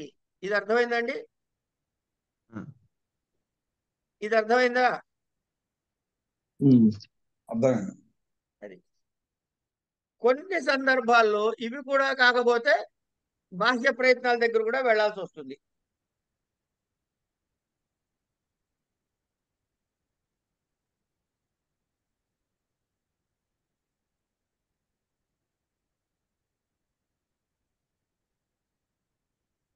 అని ఈ విధంగా చెప్పారు. తర్వాత అనేక విధములైనటువంటి అంతరాలు రావచ్చు. స్థానే అంతరతమః అన్నారు కదా. ఉన్న అంతరాలన్నిట్లో కూడా అత్యుత్తమైనది, బలమైనది, అత్యుత్తమం అంటే మంచిదని కాదు, బలమైనది ఏదంటే స్థానము. మిగతా ఏవి రకాలు ఉండొచ్చండి అంటే అది స్థానకృతము కావచ్చు, అర్థకృతము కావచ్చు, గుణకృతము కావచ్చు, ప్రమాణకృతము కావచ్చు. సాదృశ్యానికి ఈ 4 పేర్లు ఊరికే విని గుర్తు పెట్టుకోండి, లేకపోయినా ఇబ్బంది లేదు. స్థానము ప్రధానము అని గుర్తు పెట్టుకున్నా చాలు. ఏమండి? కనుక ఇతర అంతరములు ఏ రకాలు ఉండొచ్చు అంటే స్థాన, అర్ధ, గుణ, ప్రమాణములలో స్థానమే బలీయమైనది, బలమైనది అని మనము గమనించవలెను.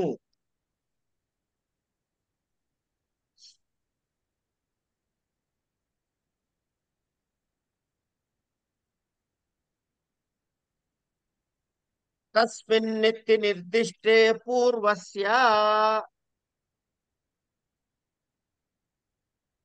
తస్మిన్నితి నిర్దిష్టే పూర్వస్య అంటే తస్మిన్ అనేది ఏ విభక్తి అండి?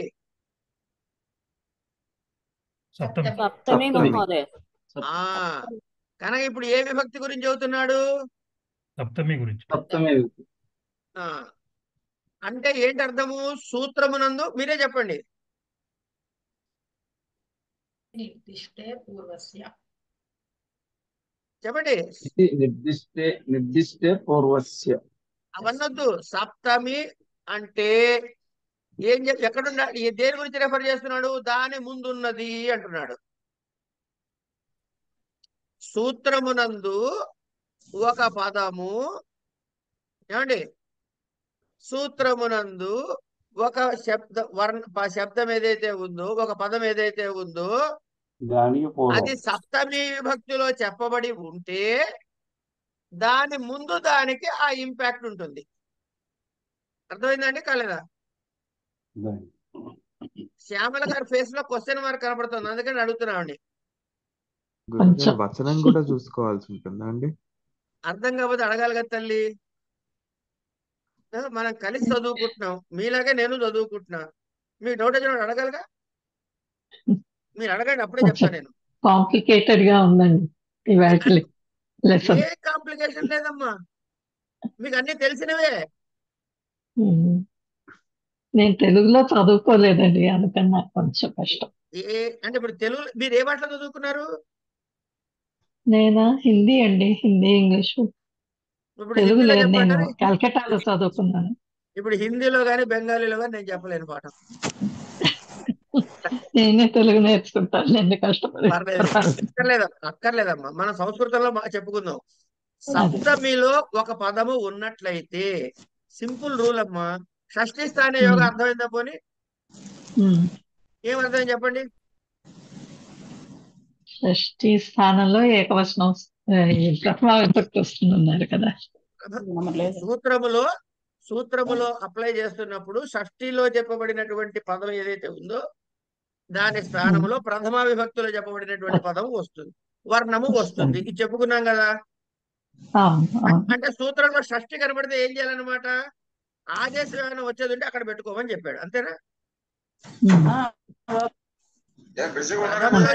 ప్రథమలో చెప్పింది షష్ఠి దగ్గర పెట్టమన్నాడు, షష్ఠి చోట అంతేనా? చెప్పాను, అదే బినికే చేసి చెప్పాను. విజయలక్ష్మి గారు, మీరు అందరినీ ఆపుతారని మీరే మాట్లాడుతున్నారు.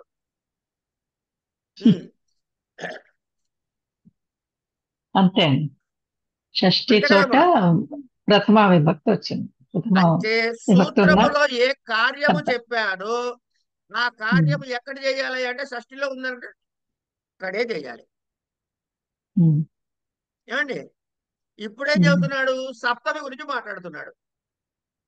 తస్మిన్ అంటే సప్తమి, సప్తమి ఇది నిర్దిష్టే పూర్వస్య అంటే సప్తమి విభక్తిలో చెప్పబడినది ఏదైతే ఉన్నదో దాని ముందు దానికి అని అన్నాడు. అంటే సప్తమి విభక్తి సూత్రంలో చెప్పబడితే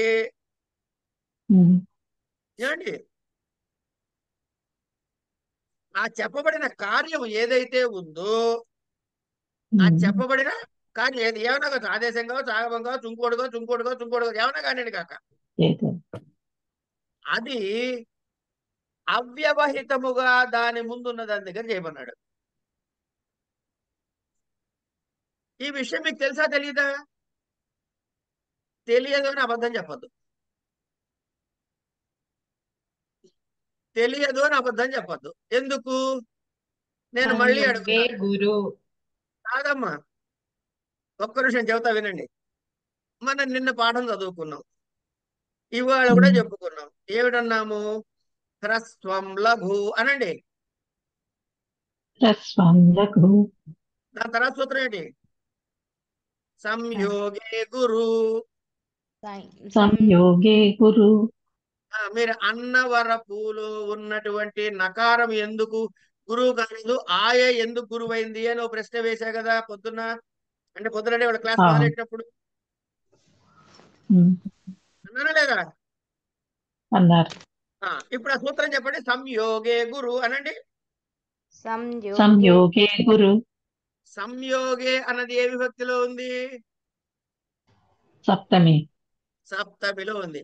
సప్తమిని తస్మిన్నితి నిర్దిష్టే పూర్వస్య. సప్తమిలో ఉన్నదానికి చెప్తే ఏ కార్యం అయితే చెప్పారో ఆ కార్యము అవ్యవహితముగా దాని ముందున్న దానికి అనే కదా దీని అర్థం. ఇప్పుడు సంయోగే అంటే సంయోగమైనటువంటి పదం ఏదైతే వర్ణములు ఉన్నాయో అది సప్తమిలో చెప్పాడు కాబట్టి దానికి పూర్వం అవ్యవహిత పూర్వం ఏమిటది? అన్నవరపులో నకారం ముందే ఉంది. సూత్రం చెప్తున్నాడు సంయోగే గురు అన్నాడు. అంటే సంయోగే అంటే గనక నకారానికి నకారం ఉన్నట్టు సంయోగ వర్ణము ఈ ముందు ఉన్నటువంటి వర్ణము గురువు అవుతుంది. సూత్రంలో చెప్పాడు చెప్పలేదా? చెప్పారండి. అది ఇప్పుడు అర్థమైంది కదా? ఇప్పుడు అర్థమైందా కాలేదా? ఈ సూత్రం ఏమిటండి? తస్మిన్ నితి నిర్దిష్టే పూర్వస్య అన్నారు కదా, అదేనా? ఇప్పుడు అదే చెప్తున్నా. తస్మిన్ అనేది సప్తమి, ఇది జనరల్ స్టేట్మెంట్ అమ్మా, సప్తమి అని చెప్పడం కోసం. సప్తమిలో ఏదైనా వర్ణం ఏదైనా చెప్పబడి ఉంటే అవ్యవహితముగా దానికి ఉన్నటువంటి ఇప్పుడు ఇందాక చెప్తామని మొదలెట్టిన సూత్రం ఒకటి ఇక్కడ దాకా అందరికీ అర్థమైందంటే కాలేదా? ఈ సప్తమి అదే వ్యవహారం ఎవరికైనా డౌట్ ఉంటే ఇప్పుడే అడగండి. రైట్.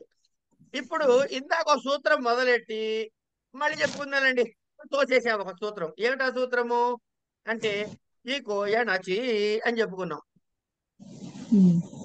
అర్థమైందండి? ఇది ఒక సూత్రము. ఇందులో ఈ కహ ఏ విభక్తిలో ఉంది? షష్ఠి. ఎన్ ఏ విభక్తిలో ఉంది? ప్రథమ. అంటే అర్థం ఏమిటైంది? ఇక్కుల స్థానంలో ఎన్నులు వస్తాయి అని తెలిసిపోయింది. అంటే మీ ఇష్టం వచ్చినట్టు ఎప్పుడు పడితే అప్పుడు చేసేస్తారా? ఏదో రూల్ ఉండాలి కదండి దానికి. దాని పక్కన ఏమన్నాడు? అచి అన్నాడు. అచి అన్నది అచ్ అనే దానికి ఏ విభక్తి ఇదమ్మా? సప్తమి. సప్తమి. అంటే సప్తమి అచి అంటే ఏమిటర్థం? అచ్చు యొక్క పూర్వమును అవ్యవహితముగా పూర్వము ఉన్నటువంటి, అచ్చుకి అవ్యవహితముగా ముందున్నటువంటి అనే కదా దాని అర్థం. తస్మిన్నితి నిర్దిష్టే పూర్వస్య కదమ్మా, కన్ఫ్యూజ్ కావద్దు. తస్మిన్నితి నిర్దిష్టే పూర్వస్య అంటే అచి అనేది సప్తమిలో ఉంది కనుక ఈ సూత్రంలో ఏం చెప్పబోతున్నాడో వాడు ఏం చెప్తాడో మనకు అనవసరం. అది ఎక్కడ చేయాలయ్యా అంటే అచ్చుకి ముందు అవ్యవహితముగా ముందున్న స్థానంలో చేయాలి. అంటే అచికి ముందున్న స్థానంలో, అచ్చుకి ముందున్న స్థానంలో అచ్చుకి అంతేనమ్మా. అచి అంటే అచ్చుకు అంతే. ముందు పూర్వస్య చెప్పాడు అచ్చుకి కదా. రైట్. ఇప్పుడు సుధి ప్లస్ ఉపాస్య అన్నాను అనుకోండి కాసేపు, లేదా మధు ప్లస్ అరి అన్నాను అనుకుందాం, తేలిగ్గా ఉంటుంది. మధు అంటే ఊ ఉంది కదా అక్కడ. తర్వాత అరి అన్నప్పుడు ఏముంది? అకారం ఉంది కదా. ఈ మధు ప్లస్ అరి కలపాలంటే అచి వస్తుంది. మధు తర్వాత పదంలో అచ్చుంది. ఏమన్నాడు? ఈకో ఎణచి అన్నాడు. ఇక్కుల స్థానంలో ఎన్నులు పెట్టవయ్యా అన్నాడు. ఇందులో ఇక్కేమన్నది? పూర్వపదం అనందు ఇక్కేమన్నా ఉందా? ఎందుకు లేదమ్మా? మధులో ఊ ఉందిగా. ఊ అన్నది ఇగ్వర్ణమేనా కాదా? ఆ ఊ దగ్గర ఏం పెట్టాలి? ఈ ఎన్నులు పెట్టాలి. అంటే ఈ ఊ రూల్లోంచి స్థానములు అంటే ఈ ఊ ఉంది కాబట్టి యా వా రాలాలు రావాలి. అంటే ఇక్కడ ఏమొస్తుంది? వా వస్తుంది. కనుక మా అలాగే ఉంటుంది, ధా అలాగే ఉంటుంది, ఊ పోతుంది. ఊ పోతే ఏమొస్తుంది అక్కడ? వకారం వస్తుంది. వా అని అకారంతో రాదు, వకారం ఒకటే వస్తుంది. మధు ప్లస్ వా అయితే అవుతుంది, కలిపితే మధ్వ. మధ్వ పకారం ఆరి ఉంది, అకారం ఉంది. ఇవి రెండు పక్క పక్కన కలిసిపోతే దగ్గర ఉన్నాయి కాబట్టి మధ్వరి అవుతుంది. ఉత్తర పదం ఏమైనా మారిందా? ఏం మారలేదు. అరి దగ్గర ఏ శబ్దం చేంజ్ కాలే, అచి దగ్గర ఏం కాలే, ఇది పోయి కొత్తది వచ్చింది అంతే. ఇది ఈ ప్రక్రియ వదిలేసేయండి కాసేపు. మనకి తెలిసిన మూడు తెలిసాయి. మూడు దాని ఏమంటారు? విభక్తులు. ప్రథమ విభక్తి ఏమన్నా షష్ఠీ విభక్తి ప్లేస్ లో వస్తుంది ఒకటి. రెండవది ఏమన్నా అచి సప్తమి విభక్తిలో చేస్తే దాని ముందు అవ్యవహితముగా పూర్వ స్థానమునందు. ఇది రెండు మూడు సూత్రాలు అర్థమైనాయి కదా. అయిన తర్వాత తస్మాదిత్యుత్తరస్య, ఇది నేను చెప్పక్కర్లేదు.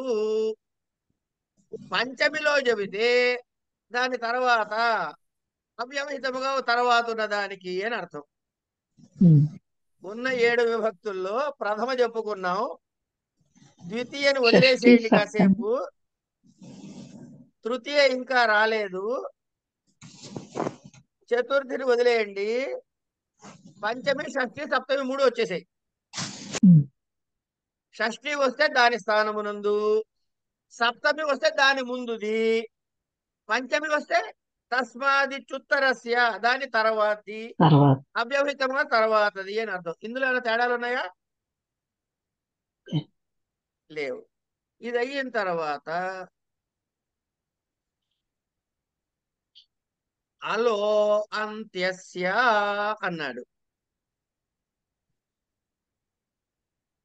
అంటే అలహ, అల్లనేటటువంటి ప్రత్యాహారము. అల్లనే ప్రత్యాహారంలో ఏ వర్ణాలు వస్తాయండి? అన్ని వర్ణాలు. అన్ని వర్ణాలు. చాలా తేలిక ముఖం. అన్ని వర్ణాలు అక్కడనే మనకి కావాల్సింది. అన్ని వర్ణాలు అంటే ఎక్కడ చేయాలట? ఈ సూత్రం ఏం చెబుతోందిట? ఏదైనా ఆదేశము విధించినట్లయితే ఆ చెప్పిన లొకేషన్ ఎక్కడైందో ఆ చివరి వర్ణ స్థానములో వస్తుంది అని చెబుతున్నాడు. ఆ శబ్దము యొక్క చివరి వర్ణ స్థానములో వస్తుంది.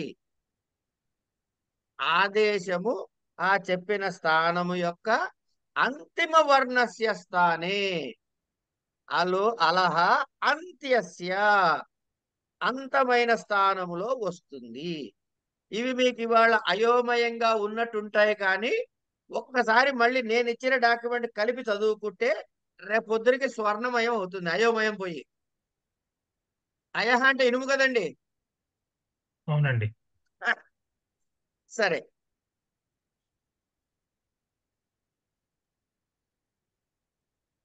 ఇక నిచ్చ అన్నాడు. కాకాగాలో నిత్తైనటువంటి వాటికి కూడా ఎక్కడ స్థానే ఇది ఆదేశం ఎక్కడ చెప్పాము స్థానిని అంటే మనం షష్ఠీ స్థానే యోగం చెప్పుకున్నాం కదా. షష్ఠీ స్థానే యోగా అని చెప్పుకున్నాం కదా. అట్లాగే కొన్ని వర్ణాలకి ఈ ఆదేశం చెప్పినప్పుడు ఆ చెప్పబడినది నిత్ అవ్వచ్చు. నిత్ కాకాగా నిత్. అయితే ఈ నిత్ ఆదేశం ఏదైనా చెబితే అది స్థానిన అంటే ఆ ఎక్కడైతే చెప్పాడో దానికి అంతిమ వర్ణస్య స్థానంలో వస్తుంది అని చెప్పాడు. ఇవన్నీ విని మర్చిపోండి అమ్మా, ఎందుకంటే సూత్రాల దగ్గరకు వచ్చినప్పుడు వీటి అప్లికేషన్ తెలుస్తాయి. ఇప్పుడు మనకి షష్ఠీ స్థానే యోగా తర్వాత తస్మిన్ ఇది నిర్దిష్టే పూర్వస్య అనే రెండిటికి ఉదాహరణగా మనకి ఏ సూత్రం దొరికింది? ఈకో యానచి. ఈకో యానచి ఒకటి దొరికింది. ఇంతకుముందు ఓన్లీ షష్ఠి సప్తమికి చెప్పుకుంది ఏం చెప్పుకున్నాము?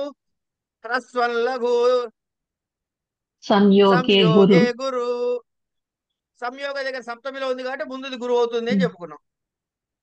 ఈకో యానచిలో ప్రథమ షష్ఠి సప్తమి కూడా దొరికింది కనుక మనకి ప్రథమ చెప్పాడు, షష్ఠి చెప్పాడు, సప్తమి చెప్పాడు, పంచమి చెప్పాడు. ఇప్పుడు అలో అంత్యస్య అన్నారు కదా, దాంట్లో మరి అలహ విభక్తి అంటే ఏం చెప్పాలి? అన్ని అండి. అలహ అంటే సర్వవర్ణములు. అవును, అప్పుడు మనం ఇంతకు ముందు చెప్పుకునే పంచమి షష్ఠి ఇవన్నీ అవి అది అది వేరమ్మా. ఇక్కడ ఎక్కడ వస్తుంది అంటే ఏ వర్ణమైనా సరే ఆ అంత్యవర్ణానికి స్థానముగా చెప్పబడింది అంటున్నాడు. సూత్రములో ఉండేటటువంటి ఆదేశ విధానం ఏదైతే ఉందో ఆ స్థాని ఎక్కడ పెట్టాలి అనేది, స్థాని అంటే ఎక్కడ పెట్టాలో ఆ ప్లేస్, అది కేవలము అంత్యవర్ణం దగ్గర స్థానంలోనే వస్తుంది అని చెబుతున్నాడు. ఇప్పుడు సపోజింగ్ ఈకో ఎనచి సూత్రం ఉందమ్మా అంటే ఇక్కుల స్థానంలో ఏమొస్తాయి? ఎన్నులు వస్తాయి. సుధి ఉపాస్య ఉంది. సుధి ఉపాస్య అన్నాను అనుకోండి, కాసేపు అనుకోండి ఒక నిమిషం. సుధి ప్లస్ ఉపాస్య కలపాలి నేను. ఎన్న రావాలి. ఎక్కడ రావాలి? సులో ఊ ఉంది, ధీలో ఈ ఉంది. సులో ఊ ఉంది, ధీలో ఈ ఉంది. ఇవి రెండు ఇగ్గు వర్ణాలే. మరి సు దగ్గర ఉకారం దగ్గర చేద్దామా, ఇకారం దగ్గర చేద్దామా? ఈ ఎడాదేశం ఇకారం దగ్గర చెప్పాలి. ఎందుకు చెప్పాలి? ఎవడు చెప్పాడు మీకంటే ఈ సూత్రం చెప్పిందని చెప్పండి. హలో అంత్యస్య అని.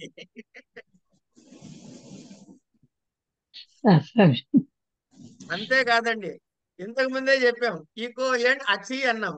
అంటే అచ్చు పరమైనప్పుడు మాత్రమే ముందు జరుగుతుంది. అది ఎప్పుడు ఉంటారా? అచి అంటే అవ్యవహితముగా పూర్వమునందు ఉన్నది అని చెప్పాడు కదా, అందుకని ఇకారం దగ్గరే చేస్తాం. అంటే మీకు మాట అర్థం అంత్యస్య అని అర్థం కావడం కోసమని సుధి చెప్పే ఊరికే. రెండు చోట్ల ప్రవర్తించే అవకాశం ఉన్నా చివరి దగ్గర చేయమన్నా. ఇచ్చ అయిపోయింది. ఆదే పరస్య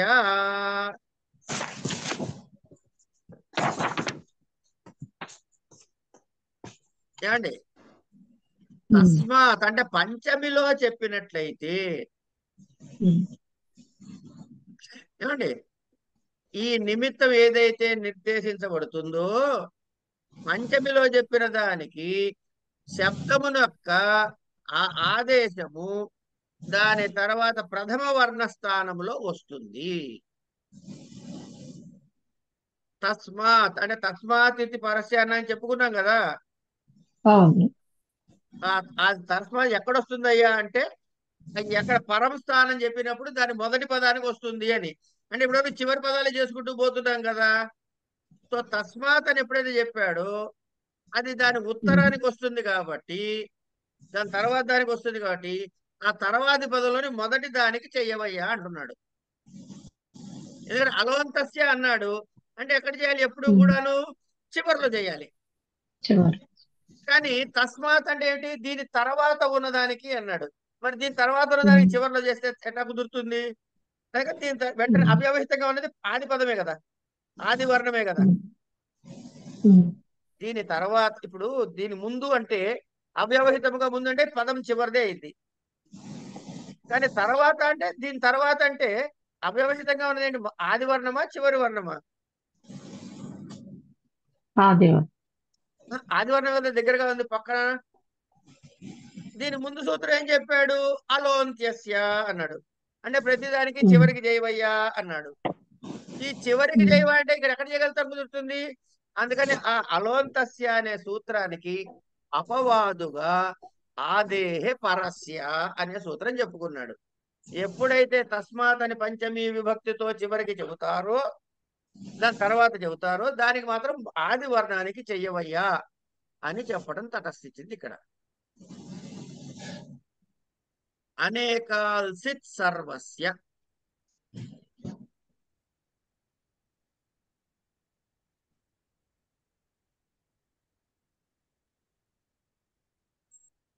అనేకాల్సిత్ సర్వస్య ఇది కేవలం అర్థం చెప్పి వదిలేస్తాను. ఎందుకంటే మనం చెప్పుకోకుండా వదలకూడదు కాబట్టి చెప్పుకోవడం. దీని గురించి ఎక్కువ మీరు ప్రస్తుత సందర్భంలో మీకు అవసరం లేదు. ఇప్పుడు అనేకాల్ అంటే ఏమిటి ఏమండి? ఇప్పుడు నుమ్ అనే ఆగమం వస్తుందని చెప్పాను, లేకపోతే ఎండ్ ఆదేశంగా వస్తుందని చెప్పుకున్నాం లేదా? ఎన్నుల్లో ఆదేశంగా వస్తుంటే ఎన్ని వస్తున్నాయి? ఎన్ని వర్ణాలు వస్తున్నాయి ఆదేశంగా? వస్తే యా వస్తుంది, లేకపోతే రా వస్తుంది, లేకపోతే వా వస్తుంది, ఇప్పుడు ఏదో వస్తుంది. ఎన్ని వర్ణాలు ఉన్నాయి అక్కడ? 4. ఆదేశంగా వచ్చే ఎన్ని వర్ణాలు?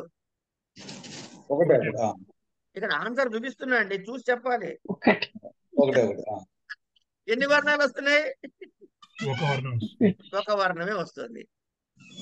అదే ఇప్పుడు ఆదేశం దగ్గర ఒక వర్ణం కాకుండా 2-3 వర్ణాలు రావచ్చుగా.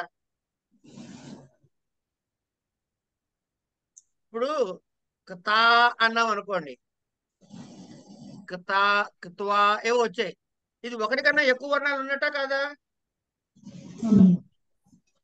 త్వా అని వచ్చింది అంటా కదండి. కృత్వా భూత్వా దర్శయిత్వా చెబుతున్నాగా. ఈ త్వా వచ్చినప్పుడు ఎన్ని వచ్చినట్టు? More than 1. అప్పుడు అనేకాల్ అంటే ఎక్కువ వర్ణములు ఉన్నట్లయితే ఏది ఆదేశంలో 2 లేక ఎక్కువ ఉన్నట్టయితే అప్పుడు ఏం చేయాలంటే ఆ మొత్తంగా వస్తుంది. ఆ సంపూర్ణ స్థాని దగ్గర వస్తుంది.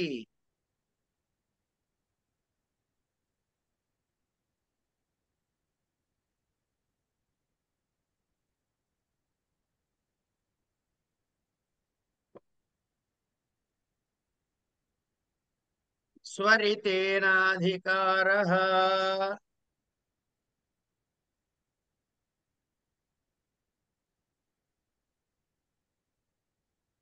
స్వరితేన అధికారః అంటే ఈ అష్టాధ్యాయి మొత్తంలో కూడా ఉచ్చరించే శబ్దాలు స్వరిత స్వరములో ఉచ్చరించడం జరిగినట్లయితే ఏమండి ఆ శబ్దాలు దాన్ని ఏమిటంటారు? అధికారముగా వర్ణించబడి అంటే అస్మిన్ సూత్రే ఈ సూత్రమునందు సూత్రపాఠంలో అనువృత్తిని నిర్దేశించినప్పుడు స్వరితంలో ఇవి చెప్పబడతాయి. మనకి స్వరాలు తెలియవు కాబట్టి మనకి ఏ భయము లేదు. ఏం వస్తేనే భయపడాలి, చదువుకుంటే అదా ఇదా అని ఆలోచించాలి. అసలు తెలియదు అనుకోండి, ఆలోచించాల్సిన పని లేదు. మరి ఏం చేయాలయ్యా? పాణిని గురువు గారు ఏం చెప్తే అది చేద్దాం. ఆయన నాకు కనపడట్లేదండి, సరే అది మనకి వ్యాకరణం చెప్పే గురువు గారు ఏం చెప్తే అది చేద్దాం. ఏమంటే మీరే గురువు గారు అన్నారు అనుకోండి, నేను కాదమ్మా మనం కలిసి చదువుకుంటున్నాం, మా గురువు గారు ఏం చెప్తే అది చేద్దాం. అంటే ఆ స్వరముని బట్టి కూడా దాని యొక్క ఇంపాక్ట్ ఎలా ఉంటుంది అని చెప్పడం సూత్రం, దీని తాత్పర్యం తప్ప ఈ సూత్రంతో మనం ప్రస్తుతానికి ఏం వినియోగించక్కర్లేదు. ఇక్కడికి పరిభాషా ప్రకరణం సంపూర్ణం. ఒక్క నిమిషం, ఆ ఆ అన్నాం కదా మనం, అది చెప్పకపోతే మళ్ళీ రేపు పొద్దునకి పెండింగ్ పడిపోతుంది. ఆ అనే దగ్గర లుప్త విభక్తికము అన్నాం, అవునా కదా? ఇప్పుడు ప్రక్రియ దశలో అకారము ఏమిటి? వివృతము. ప్రయోగ దశలో అకారం ఏమిటి? సంవృతము. సంవృతము. అంటే ఇప్పుడు ప్రయోగ దశకు వచ్చినప్పుడు వివృత స్థానములో సంవృత అకారాన్ని పెట్టుకొని కదా చెప్పాడు. అవును. ఏమ్మా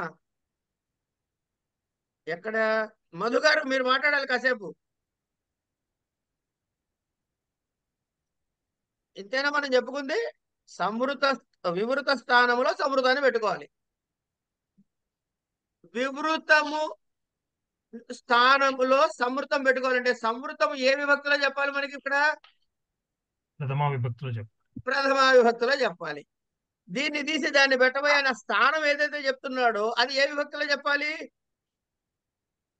షష్ఠి. అంతే. షష్ఠి స్థానే యోగ. చదువుకున్నాక ఇప్పుడే పరిభాష. కనుక మొదటి ఆకారానికి అస్య, రెండవ ఆకారానికి అహా. అంచేత వివృతం తీసేయాలి కాబట్టి మొదటి ఆకారము వివృతమును, రెండవ ఆకారము ప్రథమలో చెబుతున్నారు కాబట్టి ప్రథమలో చెప్పింది ఏమన్నా సంవృతము అకారము అని అర్థం చెప్పారు. నేను మీకు ఆ పాఠం చెప్పిన కూడా అదే చెప్పాను. ఇప్పుడు లుప్త విభక్తి ఎందుకు చెప్పుకున్నాం అర్థమైందా? సందీప్ ఏం సార్? లక్ష్మారెడ్డి గారు. అవును, మనము లుప్తం అన్నాం కదా, వివృతంలో మీరు అస్య అంటున్నారు. అదే అస్య బదులు ఆ అన్నాం. అస్య బదులు అన్నాం, కరెక్టే. ఇప్పుడు వివృతంలో అస్య ఉన్నప్పుడు మనం సంవృతంలో ప్రయోగంలోకి వచ్చినప్పుడు ఆహా అవుతుంది, ప్రథమాలో వస్తుంది. నేను మొన్న చెప్పింది కూడా అదే కదా, మీరు తప్పన్నారు. అదే అంటున్నా మీకు. అది ఎందుకు అక్కడ లుప్తమైన ఎట తెలిసిందయ్యా అంటే దాని స్థానంలో ఇది వస్తుంది కాబట్టి మొదటిది అస్య. మీరు అడగచ్చు కదా ఇది అస్య ఎందుకైంది, అది అహ ఎందుకైంది అని. దానికి కూడా పరిభాషా సూత్రాల్లో ఉన్నాయి, చూడండి. సో నేను చెప్పింది కరెక్టే, కాకపోతే ఎక్స్ప్లెనేషన్ సరిగ్గా ఇవ్వలేదేమో. ఇప్పుడు we're only putting the logic into it. Okay అంతే. రైట్. ఇవాళకి ఇక్కడ ఆపుకుందామండి. రేపటి నుంచి కారక ప్రకరణం ప్రారంభం. ఒక చిన్న డౌట్ ఉందండి, తర్వాత మిమ్మల్ని పర్సనల్. ఎవరు చదువుతారు? శ్యామల గారు చదువుతారా? తెలుగు చదువుతాడు రాదన్నారు కదా, కష్టం అన్నారు కదా. ఓకే. కవిశ్రీ గారు నేను చదవచ్చా అండి? చదవండి. రేపు చదువుతాను తల్లి. ఎవరు అన్నది చదువుతానండి? జయలక్ష్మి. రైట్. జయలక్ష్మి గారు రేపు మీరే. అలాగే అలాగే. రైట్, చెప్పండి కవి గారు. ఐ ఉన్ రులుక్ ఏవో औच हैवरट लं ज्ञामाननम जवंग गड़दश जबगड़दस कप चट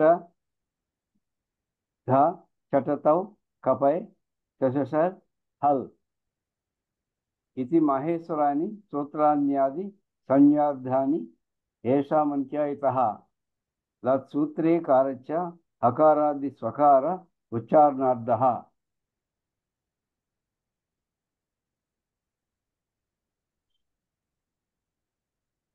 हलन्त्यम् आदिरन्त्येन सहेता उपदेशे अनुनासिक इत् उकालोज्व स्वदीर्घप्लुतः उकालोज्झ्रस्व दीर्घप्लुतः उकालोज्जस्व दीर्घप्लुतः వినండి సత్యబాబు గారు, ఊకాలః హ్రస్వ దీర్ఘప్లుతః కలిపితే ఝ్రస్వ అని కనపడుతుంది అంతే.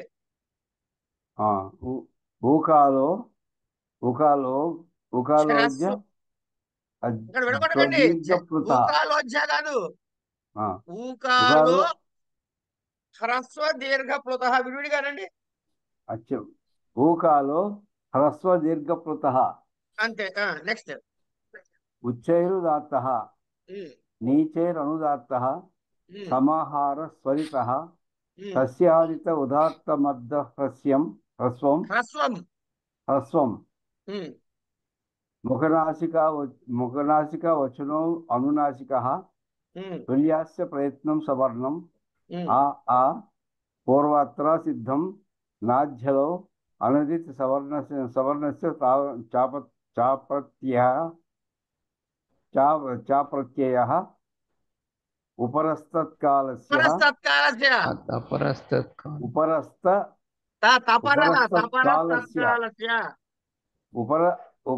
ఉపర కాదండి, తపర.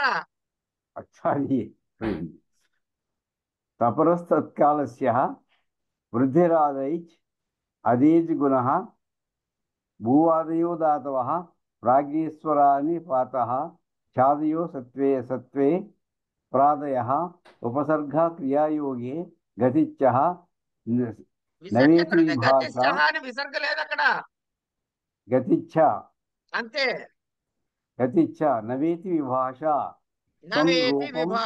శబ్దస్య శబ్ద సంజ్ఞా ఏన విధిస్తదంతస్య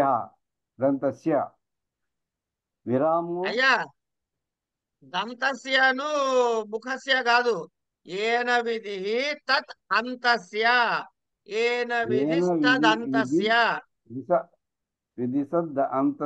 అంతస్య విరామో అవసానం పరః సన్నికర్ష సంహిత సుప్తియంతం పదం హలోనంతరా సంయోగః హ్రస్వం లఘు సంయోగే గురు దీర్ఘం చ విసర్గ ఎక్కడుంది? చహాకి దీర్ఘం చ అంతే. అయిపోలేదు, ఇవాళ పరిభాష చెప్పుకుని ఇవి కూడా చదవండి. ఇకో గుణవృద్ధి అచశ్చ ఆద్యంతో టకితౌ మెదచో అంత్యాత్పరః షష్ఠీ స్థానే యోగ స్థానేంతరతమః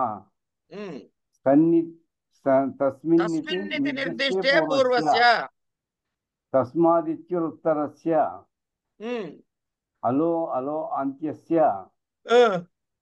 ఇంచ ఆదే పరస్య అనేకాల్సిత్ సర్వస్య స్వరితేనాధికారః